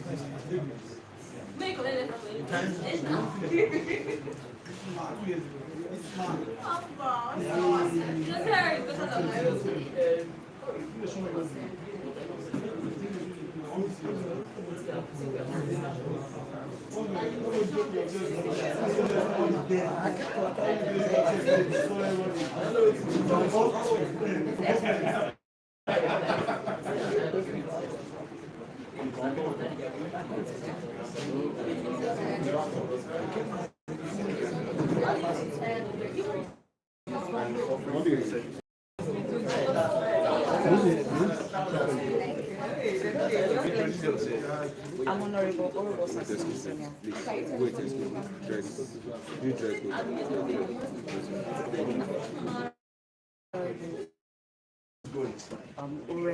Outside to join us inside, so It's a lot because, you know, it's not new to us. What has been going on in the lives of the youth. Many of our youths are graduates, but they are not employed. Some are self-employed, but they are struggling. And the latter part of this discussion today, we are youths are not lazy. anchoring this part of the intelligent people. event Just give opportunity to try. entails on International Youth Day, which is coming very soon. That document, which Yes, represents when by the grace of God, with this, I'm going to work with some relevant bodies so that we can see how we can bring the capacity to which will be carrying on with all through from August this year to December next year. Thank you. No, just say it. Yes, by the grace of God, in this mission, I'm going to work with some relevant stakeholders and some youth to see how we can affect the So lives of in the that youth. regard, the government, like I said, is to send some expected here. And then the very first engagement after today's program is Don't worry. commemoration of the International Youth Day. International Youth Day is on the 12th of August every year. So the 12th of August this year will be another opportunity for youth worldwide to express their energies towards activities that will help to promote youth development globally. So August 12th is International Youth Day, and the plans we have as a Edo South District for International Youth Day goes tops. On the 12th of August, we planned a rally for that morning, an advocacy march, whereby youths from Edo South will come out in our teaming numbers to advocate and let other youths know that there are opportunities for youths which many persons don't have idea of. Now, one of my appointees, who happens to be Obiade Oshaitin Daniel, is my program director. He is very experienced in that regard of application and opportunities for youth, both in Nigeria and outside Nigeria. To God be the glory, he has experienced the opportunity of leaving the shores of Nigeria to learn leadership from experts in Ghana. He was supposed to go to Egypt. So coronavirus ended the whole thing, and then there's still a planned trip for this year. So he is experienced to help us drive this agenda to open opportunities for youth. It is not a bad thing if you find yourself tomorrow in the United States of America for just 3 days, for you to be exposed to youth leadership, knowledge, and all this. So please, we should align ourselves with this appointment and functions of this office, so we can, to a very large extent, get the advantage of what we even gathered ourselves for. So that is what is supposed to happen on the 12th of August, but we moved that rally to the 13th of August, which is the day after International Youth Day officially. This, the reason for this movement is the following day. is owing to the fact that the Ministry of Youth Edo State, as well as various youth groups in Edo State, have aligned to do a match on that money. So it will be a thing that is wise for the Nigerian Parliament Edo South Wing to also align themselves with this interest for everyone to come out. It is better for us to have 2,000 youths on the streets advocating than having 250 youths on the street advocating. So this is the idea. On the 13th of August, I'm using this opportunity to formally invite each and every one of you to be available for that match, for us to also send a message to the international community that youth in Edo South Senatorial District, youth in Edo State at large, we are ready and we are equal to the task to providing activities that will help us promote this youth development we are talking about. Then that's on the 12th of August in the evening. There is going to be an online session on Zoom whereby we will discuss a topic based on that International Youth Day theme. So we are going to have 2 resource speakers who will be talking to us on that day. The resource speakers that will be coming in, you will see the flyer when it's out within the week. The resource persons that will be coming in, these persons are not only persons who have shown youthful capacities, but persons who are also popular in that regard of youthful activities and support. So these are the persons who speakers in this our event. So I'm using the opportunity to also invite you. The link will also be shared to you on your respective DM. Then the next one, which I'll pause, the rest you'll see in the document. The next one will be on the 11th of October. This one is a very big one and it's particular to me. And every young girl present in this meeting should also align themselves with this 11th of October engagement. It will not only be advantageous for you to engage in it, it will also be advantageous for the persons that will hear you doing these things or telling them these things. August 11th every year, according to the United Nations, is International Youth Day for the girl child. So activities that sponsors girl children, the girl child, to understand the fact that they are not less in society, but they are also stakeholders when it comes to existence in our humanity space. It's also necessary for us to engage in stuff like this. So the ladies in the house, please, August 11th will be a physical engagement. We are going to locate few, sorry, thank you, October 11th. We are going to locate few rural schools in Edo South District, in maybe just 2 or 3. We are going there. The major idea of the engagement is to give them information. Information is power. Information is better than giving somebody physical gifts because he or she may lose that anytime soon. So that's why we are going to give them information as per how they can be better placed as girl child in the society and the opportunities that are specifically reserved for them as children who are girls in society.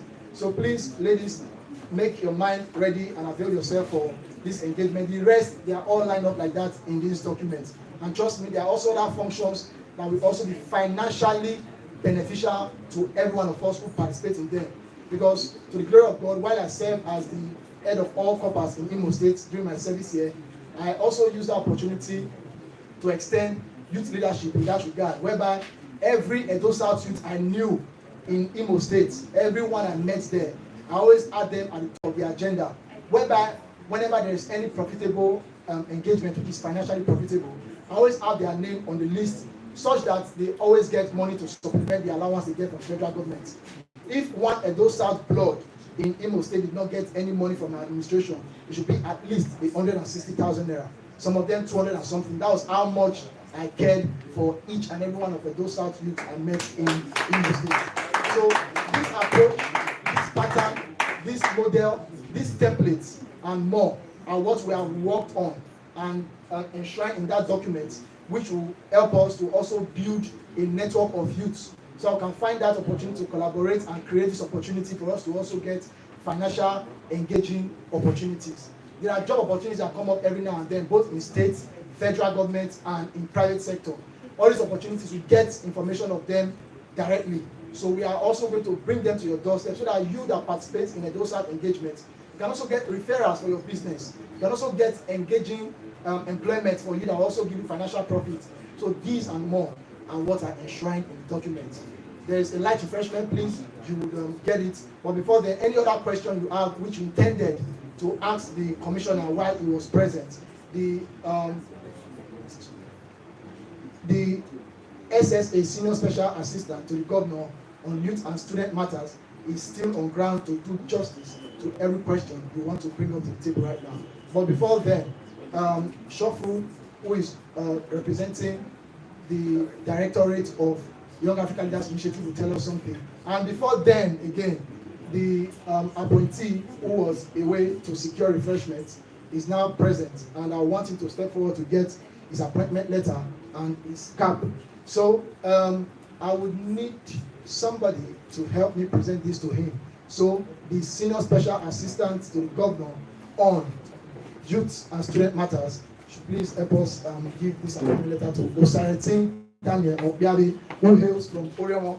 He has been appointed as Programs Director to Honorable Stewart Osazuwa, member Edo South Nigeria Youth Parliament. Well done, well done. Congratulations, Daniel. We are hopeful that your expertise, experience will help us achieve.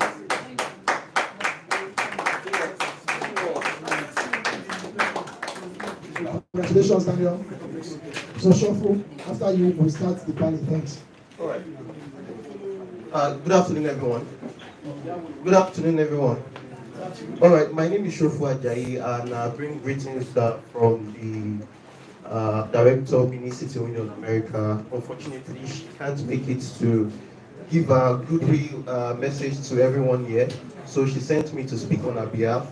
I would like to thank the organizers, Stewart Osazuwa and Yandi, for putting this stakeholder meeting together, and I would also like to indulge every one of us here to ensure we take home thoughts that have been discussed, and we put ends together and efforts together to see how we can ensure proper youth engagement and youth development in the state. And it's all going to be collaborative efforts that will help promote the state as in general. So I quickly want to talk to us about Benin City Window on America. June last year, 2021, the U.S. consulate team were in Benin City to commission the Benin City Window on America. The Benin City Window on America is a collaborative effort between the Benin University, Okada, and the U.S. consulate, Lagos. So the primary goal of the center is to have a place where young people can go, one, learn about the US people, the American people, two, learn about opportunities in the US, the American educational system, and fellowship opportunities. And we do programs from time to time, all through the year. And these programs are absolutely free, all of them, all free. And we do trainings, we do entrepreneurship trainings, leadership trainings. We also carry out event programs and collaborate with organizations and like-minded who are interested in youth development. Recently, we're currently doing some training in for people who are interested in going into the social impact space, creating or developing or organizing social groups for NGOs and all. Then the space is also very much open between the hours of 9 a.m. and 5 p.m. Monday to Friday. You can come in, you can use the space as a library, you can use it as your private workstation. There is free Wi-Fi, there are computers that you can have access to for free. And there are also books. If you are preparing for exams, for your SAT, international exams, SAT, IELST, there are books, up-to-date books that you can always access at the space. So, consequently, we do programs, we do trainings, and some of them, we call them recurring programs. Like we have our Education USA. Education USA program will tell you about opportunities studying in the USA. There are scholarship opportunities, there are fellowship opportunities. So through our Education USA programs, which holds every Wednesday, 10 a.m. to 12 noon, it's a general orientation session.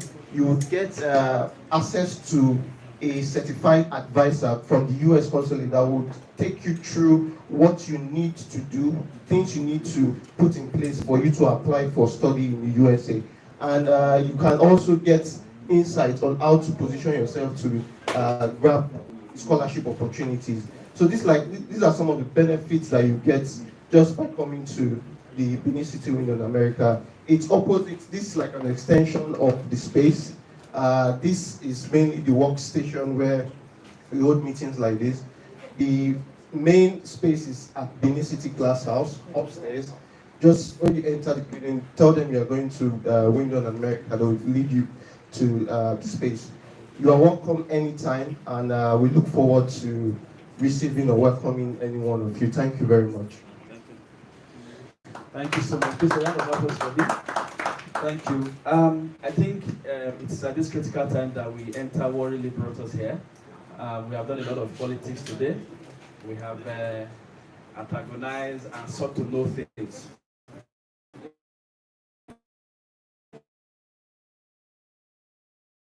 We have not put in the development of the work plan, of the strategic work plan. So at this point, at this stage of the program, we want to hear from you, the idea or what you think, the innovation you think he can apply, that will ensure that while he's in office between now and the next 16 and 18 months, he is able to impact positively on the use of Edo South and is able to deliver on the mandate of his office. Recall that it is in Nigerian Parliament, of course, under the Federal Ministry of Youth, and they have an office. Their office is at the National Assembly.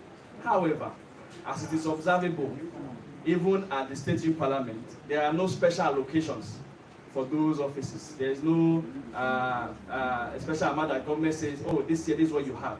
And so we also expect that when you are bringing up these ideas, programs, innovations, I think you should do with the office to affect the use of EDOSAT. We also expect that you also put some idea where funds can also be generated to implement those programs. I believe every one of us here have a sound mind. I have very senior colleagues, very senior comrades in this place, and I also have fellow comrades in this place who we have grown together in the Ministry of Comradeship and in the areas of youth development. And I believe that whatever we're coming out of you today will be fire. But I want to especially recognize certain persons here before we continue, so that you will have them in mind and you know that they are making impact one way or the other, simply or complexly, in making youths better in Edo State. Some of those persons we have together blocked the gates of Government House just for youth matters in this state. We have blocked the road, we have blocked, in fact, everywhere blockable, we have blocked just for the sake of the youth, and we are still in that struggle. And that is why we are here today. Honorable Stewart, please. Honorable Stewart and the Director of Programs, I would like you people seated so that you can begin to jot down these ideas and innovation that will be generated from here this afternoon. Honorable Stewart, Mr. Daniel, please, I'll need you inside. But let me especially recognize the representative of a key supporter of youth in Edo State. He's a young man and he loves anything youth. And he's today represented because he had other engagement. I want to especially recognize Ambassador Johnson. Please, a round of applause for him, who is here represented this afternoon. Thank you so much for coming. Ambassador Johnson is a candidate for House of Assembly in Obaha local government for, I think, APC, if I'm not mistaken. APC. Yes, APC. So we want to thank you. I want to also specially recognize. I want to also specially recognize the presence of the Senior Special Assistant to the Governor on Youth and Student Affairs, Honorable Comrade Akime. Please, a round of applause. Thank you so much for coming on time and still being here. You are a good man, sir.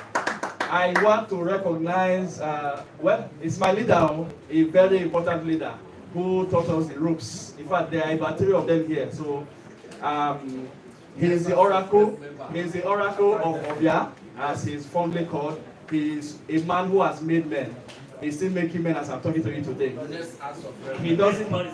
Yeah, he doesn't. Oh, yeah, the next man. He doesn't make so much noise about it, but we know the impact he's making. Please, Comrade Mavesi, young please for Comrade Mavesi. God bless you, sir. Thank you so much for always supporting us. I also have my own leader from my own senatorial district, the Kukuruko himself. All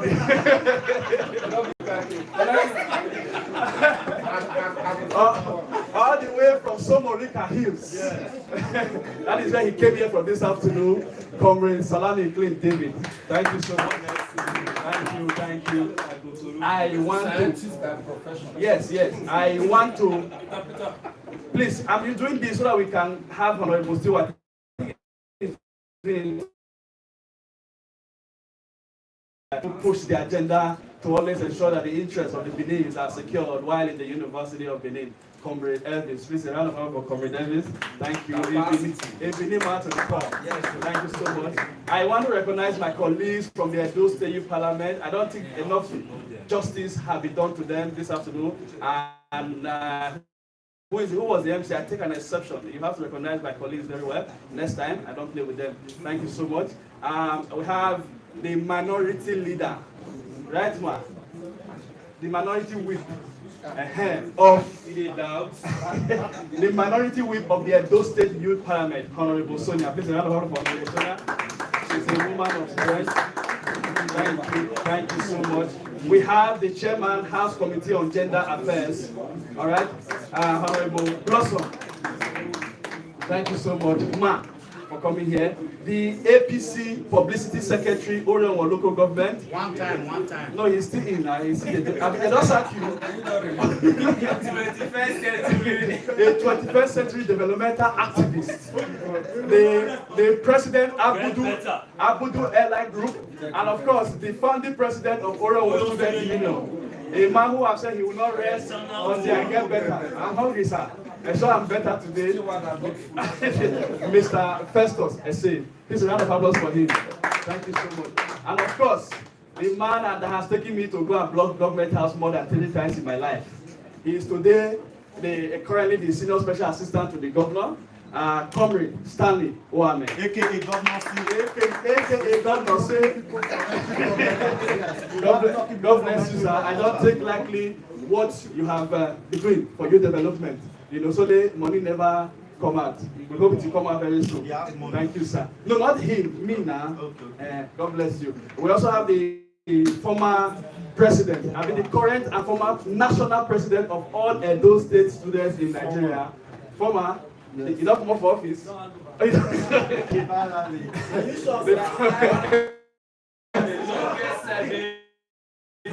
Yes. Please, I need Honorable Stewart. Can you let me get Honorable Stewart? I need him here, please. I need Honorable Stewart here. Comrade Samuel Ugbefu, the former national president, National Association of Edo State Students. Thank you. There is content in this room right here. Content, not content.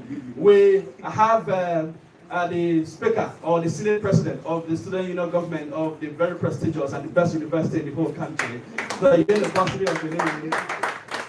Comrade Amen, Senator Amen Ayawo. It's a pleasure to have you here, sir. Dignity. God bless you. This is not universal. This is not universal. We also have, if I don't recognize you, don't beat me later, please. Now when my DC carry reach, now I talk reach. Okay? So please, I'll skip that table again and go right behind the national coordinator of the Youth for Youth Development Initiative, one of our supporters here, Comrade Ifowa Osaikovo Precious. Thank you so much. Good to have you here. We have the speaker of BAMSA, the brother of my former Oga, that we used to cause problems together, Comrade Okudi. It's good to have you here as well. Thank you. Okay. We have here as well the current state president, Unibank president of the National Association of Edo State Students, Comrade Osben. God bless you. Thank you. We have here an equally very strong comrade in the development and the movement for the emancipation of the Edo State youth, Comrade Manasseh. Please a round of applause for Comrade Manasseh. Thank you so much. Thank you so much. Comrade Enes is here. Comrade Enes, I think, is the current president of NUS. The current MOK of the National Union of Benin Students. Comrade Enes, it's good to have you here. Thank you so much. Thank you so much. Thank you. The former student union, the former student that year.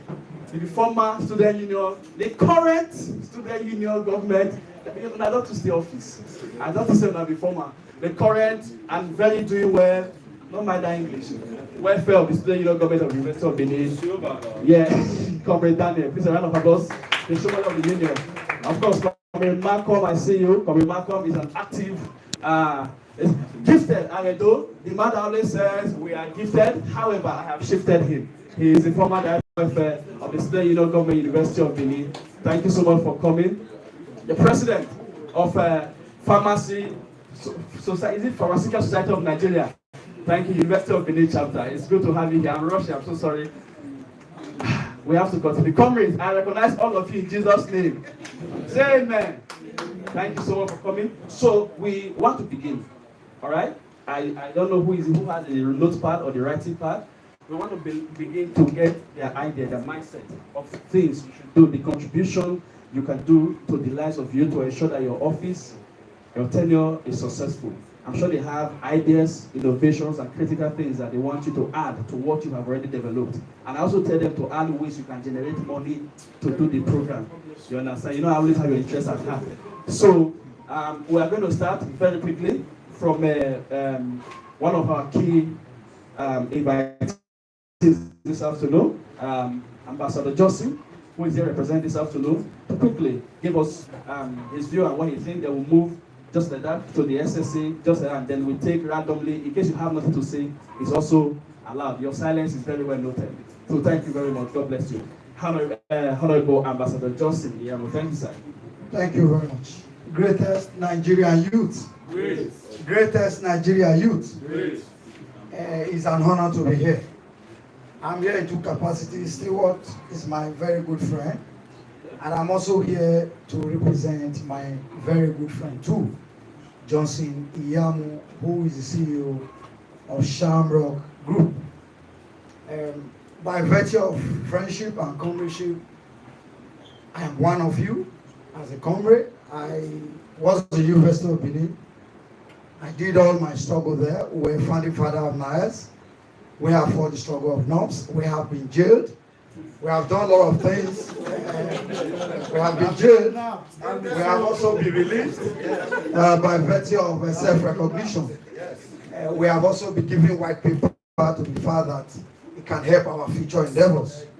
And I left University of Benin over 15 years ago. That was where I had my first and second degree. And by the grace of God, comradeship have given a lot of us opportunity. I have been senior special assistant to governor about 12 years ago. And comradeship is good. But we must also do it in coordination so we can have opportunity to represent. I did comradeship, and Johnson Ambassador Iyamu have done comradeship. And his comradeship today gave him opportunity to have joined a struggle that was so keen in becoming a member of a party as APC, to have been their candidate to represent Igbo, and as a young man that he is, and a CEO who built from scratch as a young man. You heard our convener said it from the beginning. A young man who started from just one room, somewhere around Dumes Road, to begin to build something that looked childish. People could get a job. He will move from street to street looking for people who need a sales girl, who needs this, and today, anywhere in the world, he can get you engaged. Please, as a comrade, one of us that he is, I'm envy of him, I'm proud of him. Please, we can clap for him. Because many a time, if you see a fellow comrade do what you can do, we should celebrate ourselves. And that is why I'm celebrating my friend Stewart. And that'll make him close to me. Marcus Onobu, I'm sure many of us also know him. He was also my friend. We did comradeship together. But take it or leave it, he may not have delivered personally to our pockets. I know, sir. He may not have done what we may 100%. But having come to from our constituents as comrades, and haven't gotten to where he is, we should be proud of ourselves. And that should also give us hope that we can move forward. Many of us today, my brother today, has also had opportunity of being an SSA. From there, I'm sure he will ride higher. I want to go higher. I have contested for local government chairman of Oredo under APC. Yes, I didn't win. I made an attempt. I spent money I didn't borrow. All because comradeship gave me that opportunity to have met people. So as comrades, what he's doing now is just a way to taking you to another level or taking him to another level. It's a way we all can learn. Some persons were given an opportunity just now or an appointment. How would you use it? I was Secretary of NOS before. I was in SUG before. I was Speaker of Parliament, University of Benin before. I have traveled out of Nigeria, sponsored by University of Benin. Not with my money. To 4 countries. And a few other colleagues. Good. But just to say that, at every point you have opportunity, you must create an initiative. At that point, I was there. I was in ISD. People will look at it like normal ISD. Yes, International Studies and Diplomacy. And at the time I had the opportunity of going into the parliament, yes, I thought I wanted to be speaker. But the school management didn't allow it. We went into the parliament, I became leader of the house. I fought again and I returned back. Then I became. At that time, I had to start lobbying that international studies students will not just be by means. The school must make them international students. We made a law, gazetted, and that was the first time it was asserted to school yields to it. And we had opportunity. We went and we returned. We didn't run away. We came back successfully. We graduated. Now, today, it's history. Now, some of our comrades, everybody certainly can be in one place. Some of us are obedient. Why some are not? Is interest. Sometimes it can be in the interest of all. In the future, why some can't explain it. Even in this comradeship, what Ambassador Johnson personally believe that in all of this struggle, we should have one idea, one focus. PDP can give you an opportunity to become a commissioner, just as a commissioner has just done. Tomorrow, another party can give. What will you say that when you were there, what did you do as a comrade? When I was senior special assistant to the governor of Edo State, under Adam Saliu, for example, I easily go to my archive, and I am sure I was one of the 8 who granted a press conference, even more than the governor. In 1 year, I had 150 clips. When I was counting, I couldn't even. I was asking myself, do I talk this too much? Now, to me, I needed to defend an institution. I needed to defend another thing. Till tomorrow, I've since left office. Years have gone and passed. Over 7 years ago, I've left office. But there is no 1 week I will not speak to 3 different media. If I didn't have opportunity, and if I didn't make use of it, I'm sure nobody will ask me any question. Just to say, we can do better when we play everything we do for the nation. When we do research. Many of us don't do research. There are some people now who are working with candidates. You don't even have clear information on who you are running after or who you are supporting. Let us, on our own, that is why we are learning. That is why we have gone to school. You must sit back. Even when you are pushing for someone, would you push the way a normal Agberu will push? Or will you push with decency? You can see sometimes when some even comrades say they are supporting candidates. Some are ready to pull off their trousers and start fighting unnecessarily, like any other person would do. Then what differentiates you from others? Now he has had opportunity. My brother from the Kukuruku houses said just now that he had a representative from his own senatorial district. He doesn't even know if this parliament exists. But he's getting to know better from a representative from another constituency. And behold, even if he had called for people to support, these days the economy has not been very fair. Maybe people support him with 20,000, 10,000, 5,000. He would have also resolved to keep the money and look for 1 or 2 ways to create an excuse. He decided to put them to use. Now, as comrades, among us will certainly be governor, will certainly be president, will certainly be president. The real Nigerian government I'm talking about, where we can really deliver. You may lose your debate today. We must understand all of this. Ambassador Johnson Iyamu today is running for an election. He told me, and we have said over the time, and he would say, I will never borrow money to run for an election. Because after election, there will always be life. If I don't win, Do I have to get stroke? Do I have to kill myself? No, just because he has a backup. We, even as we are in this struggle, we must have a backup. I came here as early as 10 o'clock. Now, just as a last phase, I had a bar and a restaurant. I built it that if you go to the whole axis of building, once it's 7 o'clock, almost all the boys in those quarters come to Comrade for one joint. That was how I was started, Comrade for one joint. But the owner of the plot got to a level that he has to send me away. I asked, is there any reason for sending me away? He said, I want to develop the place. I went to meet my lawyer. I said, I haven't built this place. This man wants to make me a complete nobody. Please, let us sue this man in court. He said, okay, you will fine. Now, I also went back. My wife told me, we have children, 5 children. Please, if you sue in court, if you sue in court and they come after our children and you use your normal comradeship, I don't know what, please, we must excuse these people. You will not be the owner of a thing on his thing. I said, okay. I called the lawyer, barrister, I said, please stop. We will not fight anymore. We moved. I asked myself, outside politics, we must feed, we must survive. We went to a place. In 2 weeks, business was not moving. I started crying within me. God, what do I do? I've just spent 2 months. 2 months.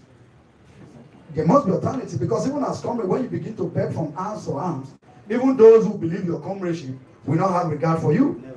Because I know many of us want to go into politics. If in the essence of every month, you go before leader and be asking for arms, no regard for you. I said, what do? We started moving. I was moving from 3 streets and we got just a new place. It's good. I was there this morning, Carpenter and others were there working. I said, I have place to be in. I have to be here just to survive. What I'm trying to say in nutshell, as comrades, we must do all our best to create entrepreneurship session of this comradeship, so our comradeship will have value. That is why Johnson is here as one of supporter Shamrock Group. That is how you and I can support other comrades coming behind us. God bless you for taking time. Thank you. Thank you so much. Thank you so much, sir. And very quickly, I was going to move. Thank you so much, Shamrock Group, for supporting this laudable innovation. So please, going forward, we have a lot of persons here who might have 1 or 2 things to say. Please, if you are giving the mic, just help us with 90 seconds. Give us ideas. No, it's not. So just give us ideas that will help our young man. And he has also said, develop an entrepreneurial side of you. I think that's what I got from it, because in all those things, to be national youth parliament only by mouth, if you not 6 months in give us, we go rebel you later. So develop your entrepreneurship aspect. So I will quickly hand over the microphone to the senior special assistant to the executive governor of Edo State. Come with that email. Thank you, sir. Capacity. Rated Nigerian youth. Well, I will be brief in a little way. By the special grace of God, we were part of those that we say we know the drill, we know the drill. We have locked many gates. We have fought many battles. In our time, we stampeded a government whereby I was declared wanted as the full EPOMA. Police were looking for me, SSS was looking for me, Army was looking for me. Because why? As of 2016, I led the protest to Benin, where we stormed the Oba Palace, stormed the State House of Assembly. But by the special grace of God, I'm here today as the Senior Special Assistant to the Governor of Student and Youth Matters. And it's a privilege that one of us is there. I was once criticizing a lot of people. Now I'm wearing that shoes. I will not be able to succeed if I do not come to my beginning. What I mean by beginning, where I started from. and this is my primary home. No matter what I have today, no matter my status or whatever I am, I was once a comrade, and that comrade will never leave me. So, my brother, I just want to throw a little advice to this parliament. Now, the truth of every beginning is this: what you need as a group and as a body. The first thing you need is to be truthful to yourself. It's truth. When you have truth, you move forward. First thing, be truthful to whoever you come across with. Be frank and be plain to them. Your power that you have is when you are sincere to whatever decision you make. If it will take you to hurt somebody, just to tell him the truth, do it. If it will take you to offend the powers that be, just to make things possible, do it. So I want to say this: I'm just starting from the beginning, and I will say this clearly. I'm available for you guys anytime, any day. My phone is always ready 24 hours. You can put a call across to me if it's something we'll discuss. If it's something within my reach, if it will take me to go half of my salary, I will do it. Go from sir. Capacity!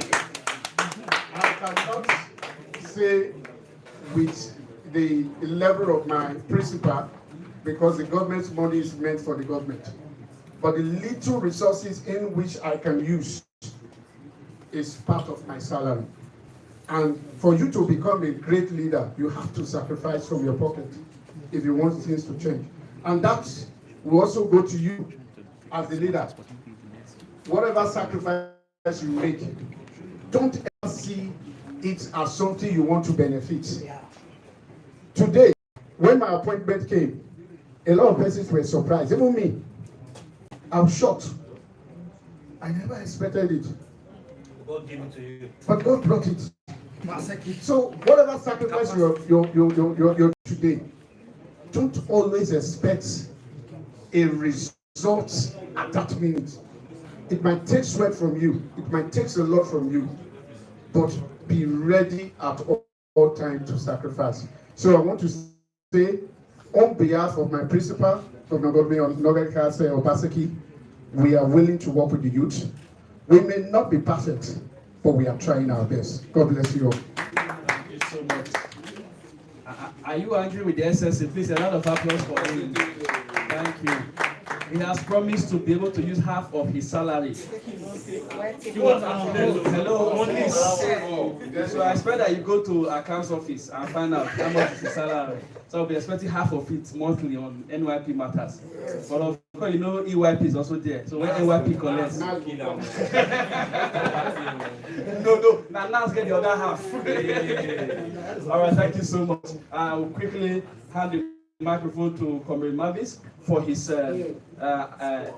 words of I guess that will assist your son while he's in office for the development of Edo South youth. Thank you.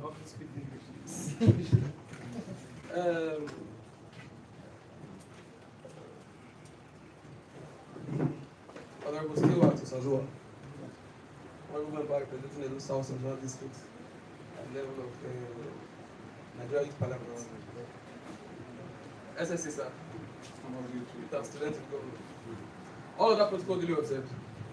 I think the foundation has been laid with respect to the youth defining their mission, defining themselves, especially in this very critical system we find ourselves.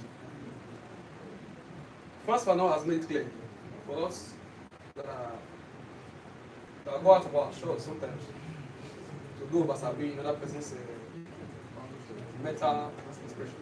He said each generation must discover its mission. Either will fulfill it or betray it in relative obscurity. It's a direct message.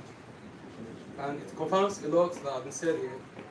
And it also prepares our mind to many that will be mentioned in due course. Therefore, we must, as a people, as a youth, as young minds, do everything possible to define our mission. And the options are very clear. It's just option. Either it's betrayed or it's fulfilled. So, our government mention of being entrepreneurial conscious, which of course we all must have that at the back of our minds. Well, that can only be achieved in a system that is peaceful, in a system that is friendly, in a system that is that ignites the zeal in us to really push well. But especially when we find ourselves in such a system, this kind of system, all we need, or we always do, is to seek first God's presence, God's guidance, and God's leadership. And once that is done, all that will follow. But it's not in other way to encourage us to be idle, to be lazy, or any other thing. Some of us, we have, since distance ourselves from that circle of that say, or God say, clear out for the chair, for that. By the time you sit yourself down and reflect on where you are coming from, you will tell yourself that, or you tell yourself in better truth that you are deceiving yourself. We are duty bound. It's our responsibility to empower ourselves, carve a niche for ourselves. We prefer to do so. We would have disappointed ourselves, that disappointed the world, and those who come to us. Briefly, the ball is in our court, and we must do everything possible to ensure that it is well played, that we can score a goal. Thank you very much. Thank you so much. Thank you so much. So this is a man of wisdom, a legal practitioner by profession and by trade.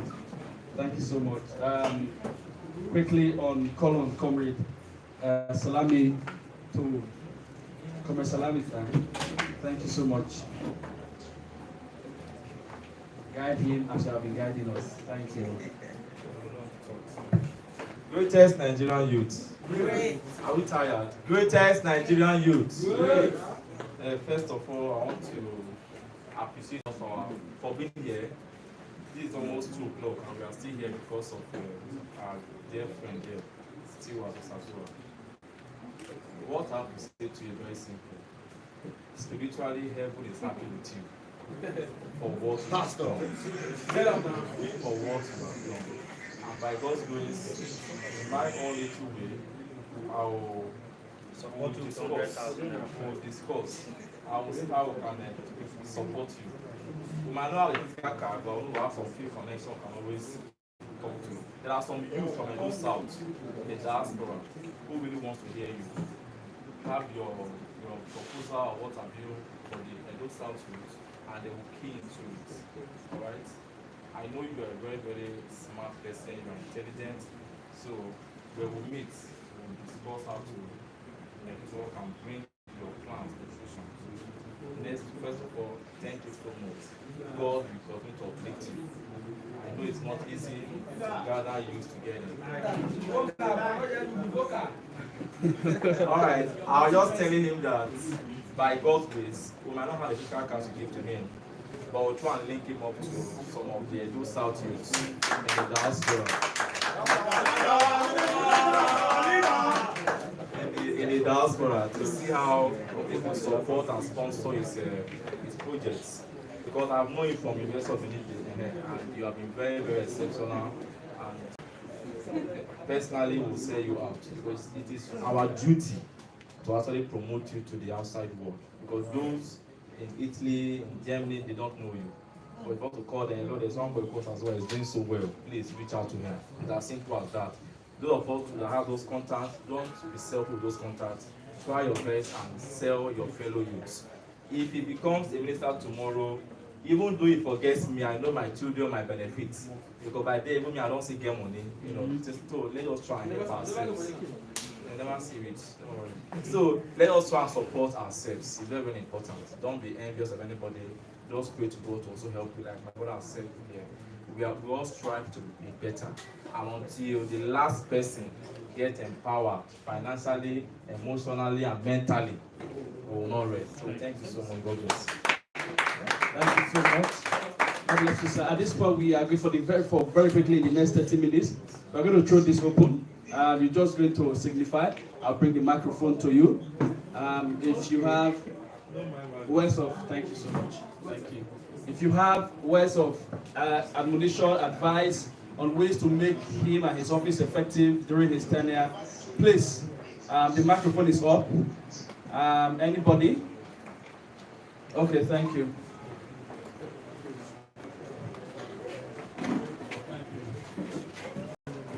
Latest Nigerian news. Good. Stewart Osadua. I want to also thank you for the platform. I know we've had vast interactions before as regards how we can go about this, but just an addendum. I figured out that there is need for the integration of all the ministries as far as Edo State is concerned and connecting to the youth. It's never been this important in the history of this state when even the student youths, as I'll put it, are not being carried along. The recent statistic says that 70% of the population of Edo State are 30 years and below. Now, 40% of that 70% are 15 and below. So what it means is that we have 30% of, or above 30% of Edo State youths that are between 15 and 30. And it has a current unemployment rate of over 50%. And this same population is growing by over 2.7% annually. The result is that in another 15 years, you would have a state with gross unemployment level, and there will be massive increase in the crime rate.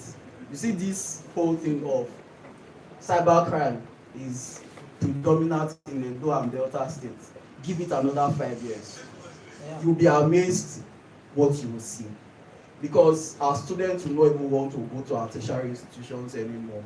They get the basic knowledge of what maths and English is, and the next thing is they are going to meet somebody that uses a laptop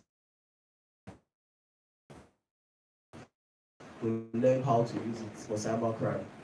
Now, I want to be very emphatic about getting our youths out of the streets. It's a pity that we did not have the luxury of time to interact with our Commissioner of Youth, because there were some salient questions we wanted to ask. We cannot have ministries, we cannot have parastatals that should involve themselves in bringing these youth out of the streets, doing nothing. One particular one I want to talk about is Edo jobs.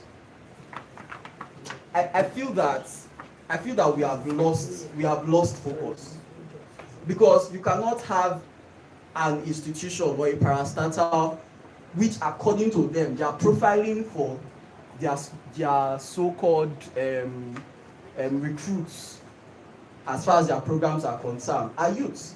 And according to them, these are the same youths that are 30 years and below. And you now come to the public and tell us you have trained over 1,500 people when we are seeing videos of your classes that are less than 6. We can't keep deceiving ourselves.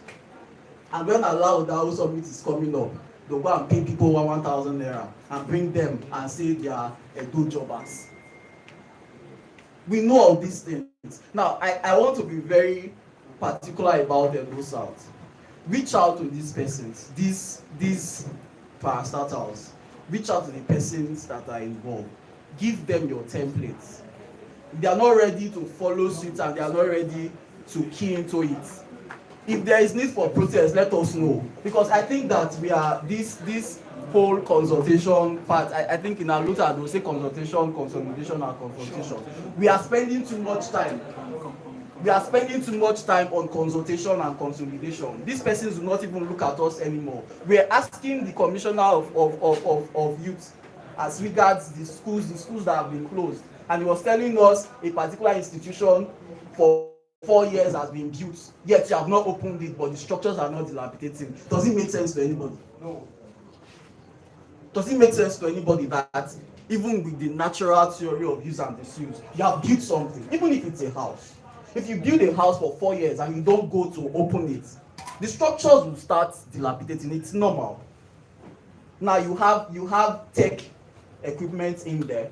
You have various things in there, and yet these things are not functional. You say they are not dilapidating. You are deceiving us. You are closing up our schools. And I think that the student angle is very instrumental in this whole thing of the youths. So I think that these issues are issues that you have to raise up with them. If they are not willing to cooperate, let us know. If we have to lock down government house for 1 week, we'll be there. We are jobless. Thank you. Thank you. Thank you so much. Thank you. Comrade Osben, who is the Univen chapter of NIS. I think we also have to address NEPA issues. Okay, because we cannot be having the program and NEPA will be taking life. Okay, so I'm sure you have noted that down. Interaction with ministries concerned with youth development activities to ensure that they carry our matter for her. We are still open to thank you, Comrade. Okay, thank you, Comrade Israel. After Comrade Israel, then Comrade Manasseh, please, let's save time with it. The place might start getting hot very soon. Good afternoon, everybody. Good afternoon. My big man friend, Mr. Simon, I think your office is a very important one, and the advice they say we should lay down, I guess, is how you can use your office effectively very well to push your name forward. Basically, I'm not expecting you to push a bill to build road, bridges, fly over across Edo South. But there are some critical things I think you can invest your mental capacity on. And before you leave your office as the minority leader, but one of the things I think you should look into is the aspect of the educational sector.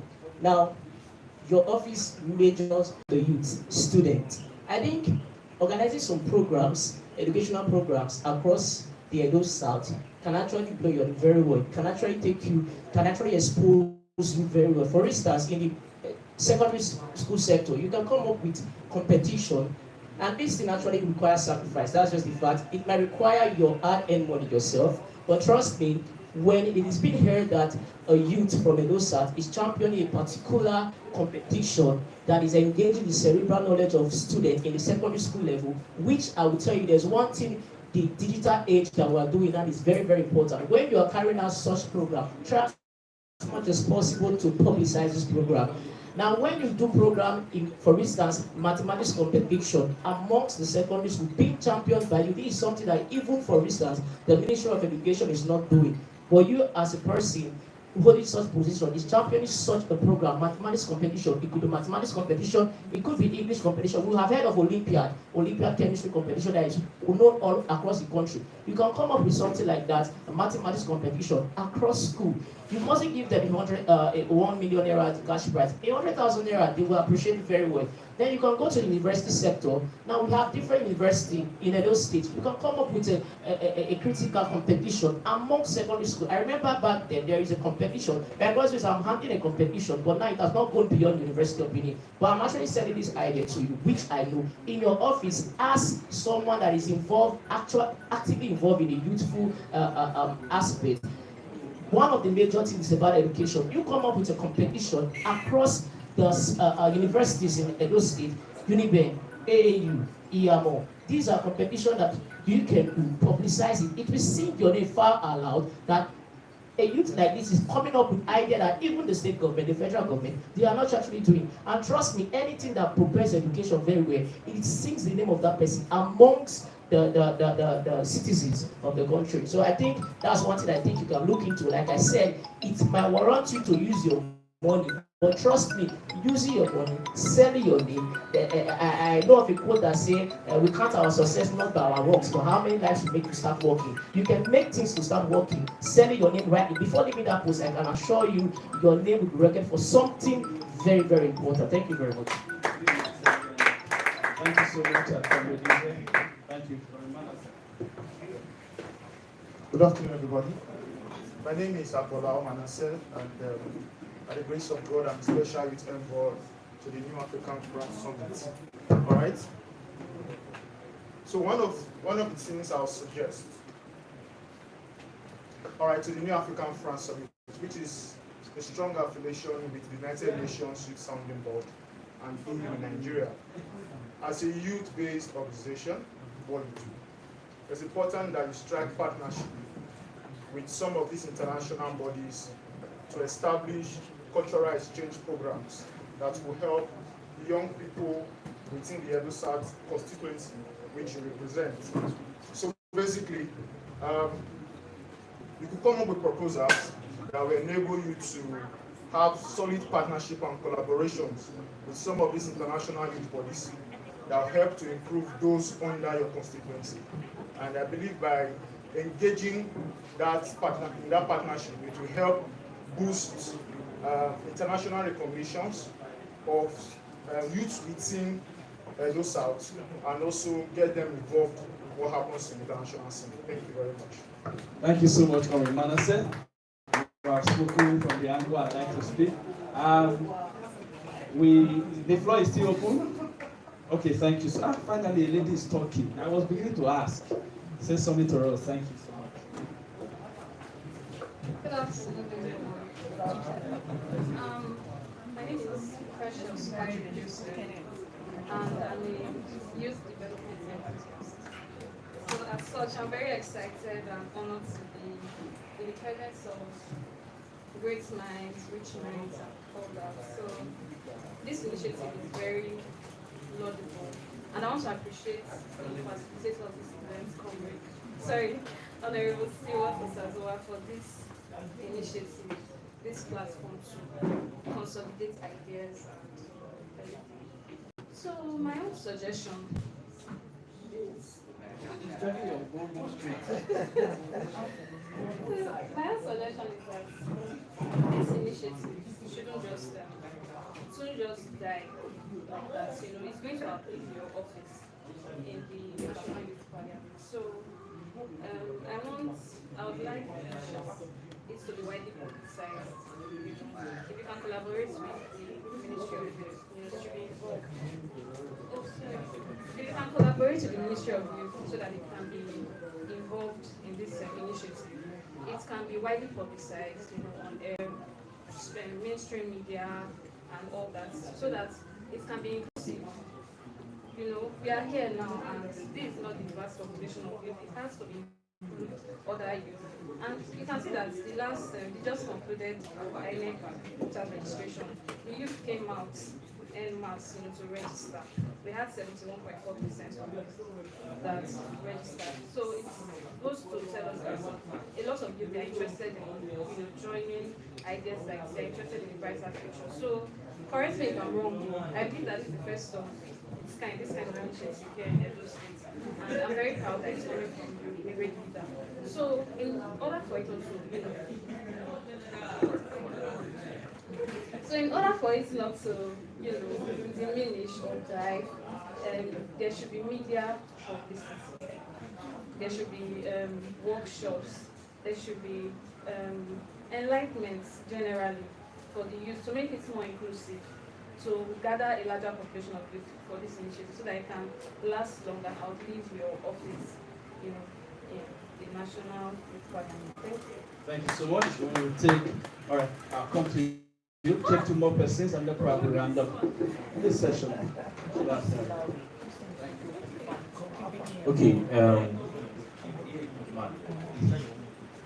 Good afternoon, everybody. Now,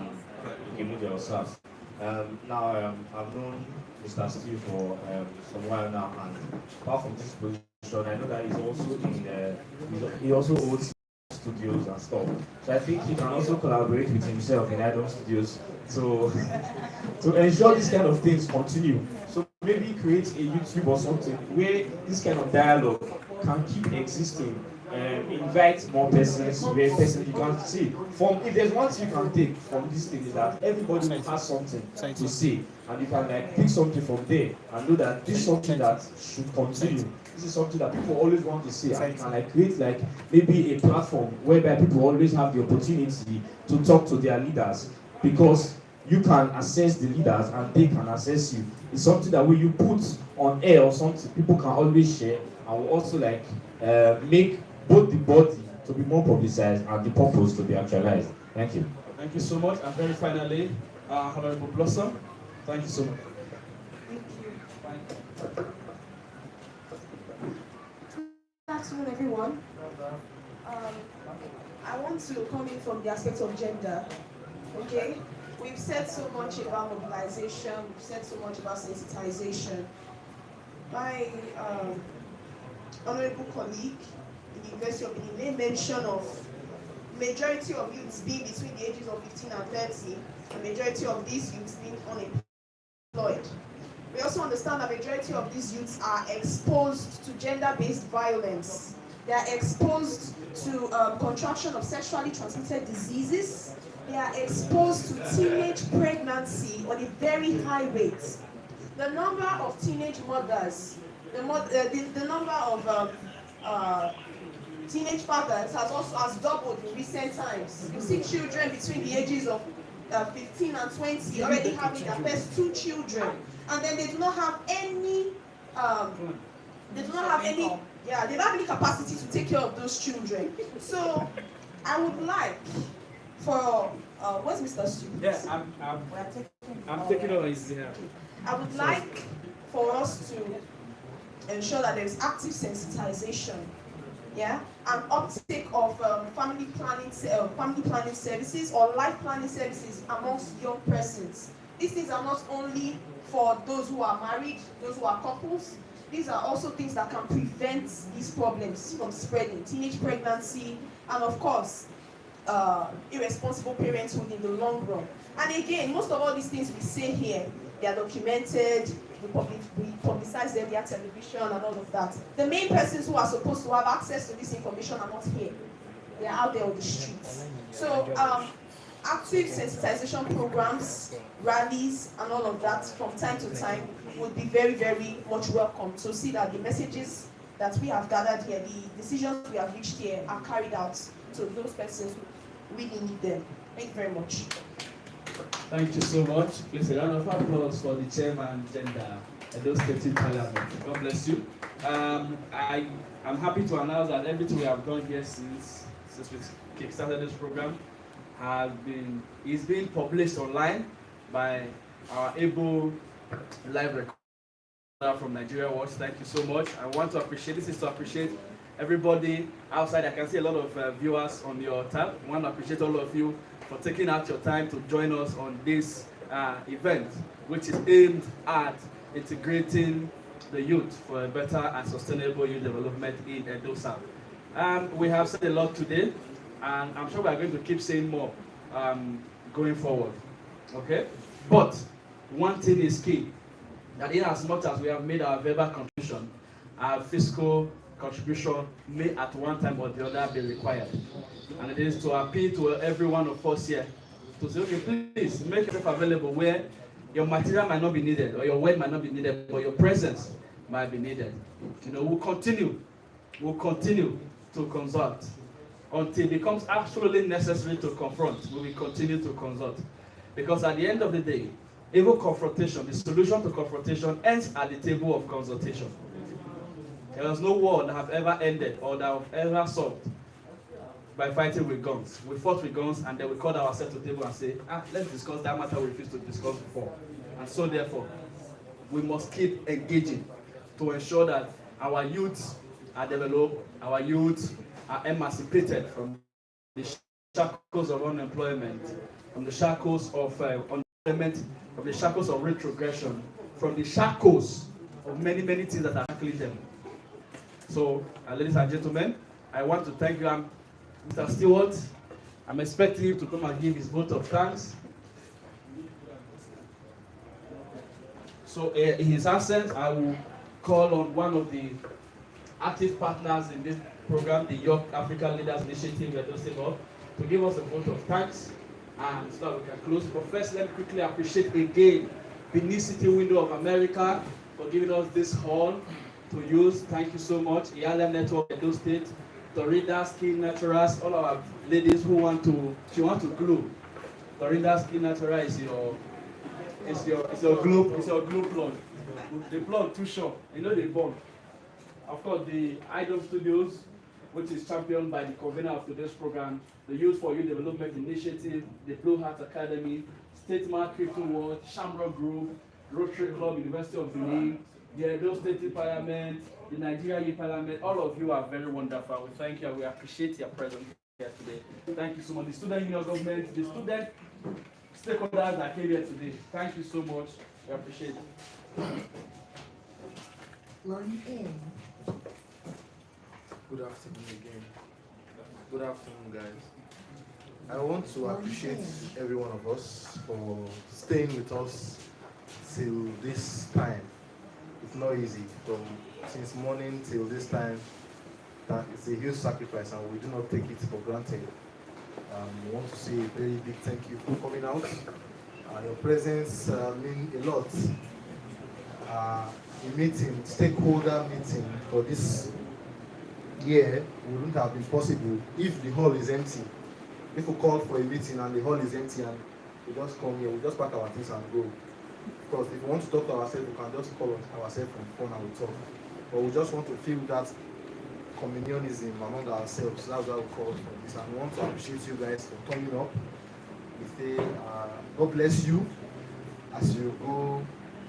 Lord will take you home safely. Okay, your guy is here now, so I think he also had one or two things to say.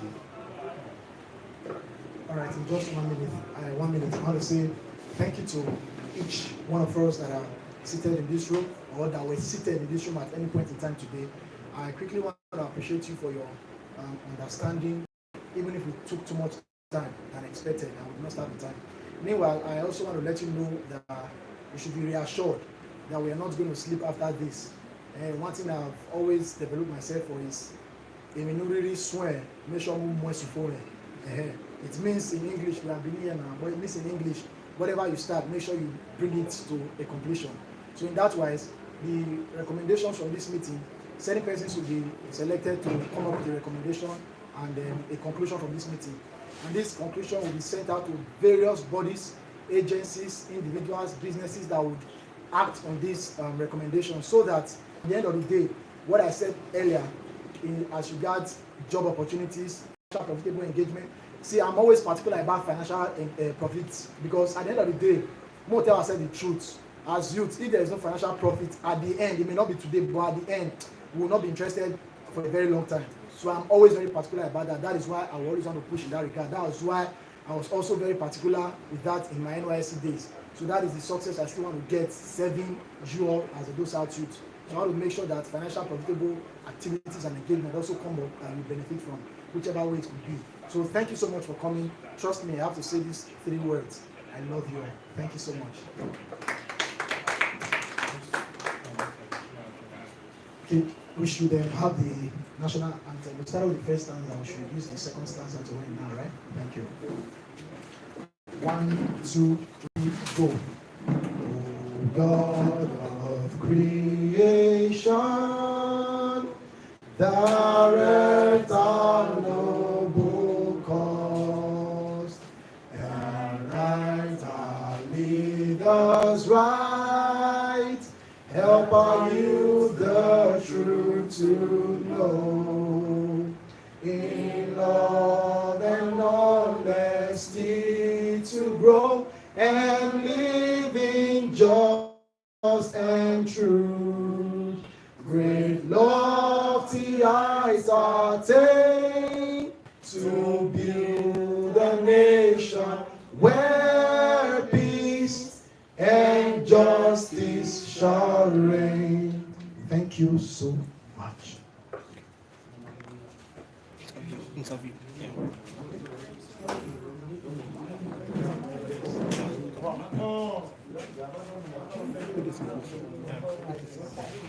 Thank you very much, Honorable Stuart as well.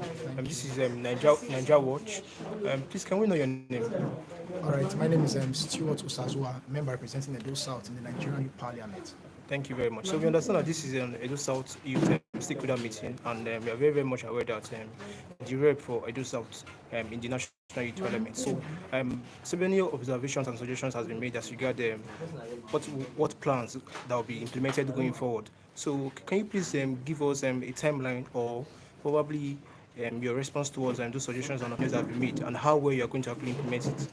All right, what I have to say in comments to what you've asked is that effective representation is actually seen when there are documents backing whatever you say.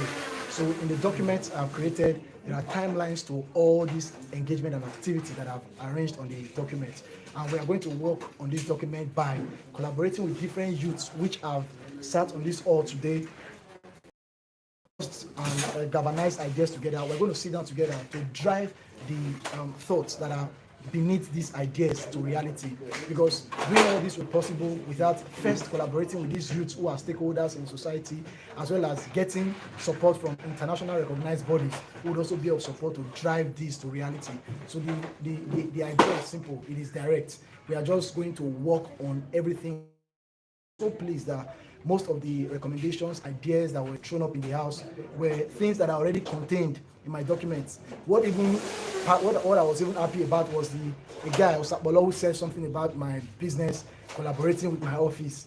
I already had a more robust plan on that one, whereby as a video editor, a professional one at that, I'm set to train at least 5 youths and start earning up to at least 100K every month from video editing only. So this is how much passion I have to make sure that I see those out to get better. So I'm going to do this and more with their help to see that these things become reality. Okay, thank you very much. Just one last question.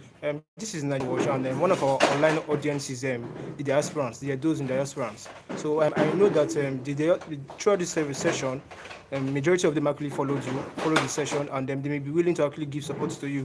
So how do you intend to actually collaborate with those in diasporans? Thank you so much for that question. I find it very, very timely, because even before now, while I was developing this document, there was a facet of the document I also created. That's why when Comrade Salami said something about diaspora youth, it was so particular. I was asking myself if I had told him about this idea before. I have a platform which I created, and it is called Edo South Youth in Diaspora.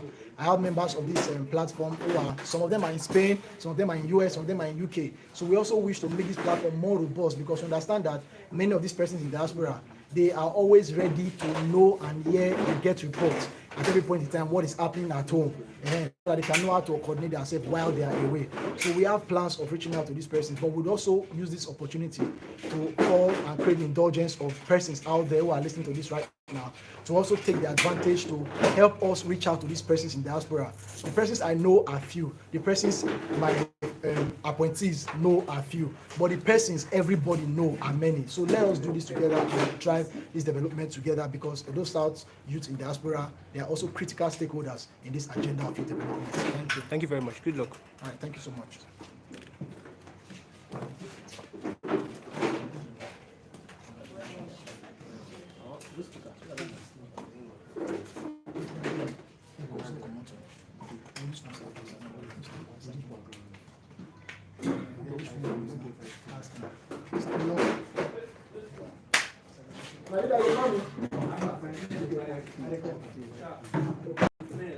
One second.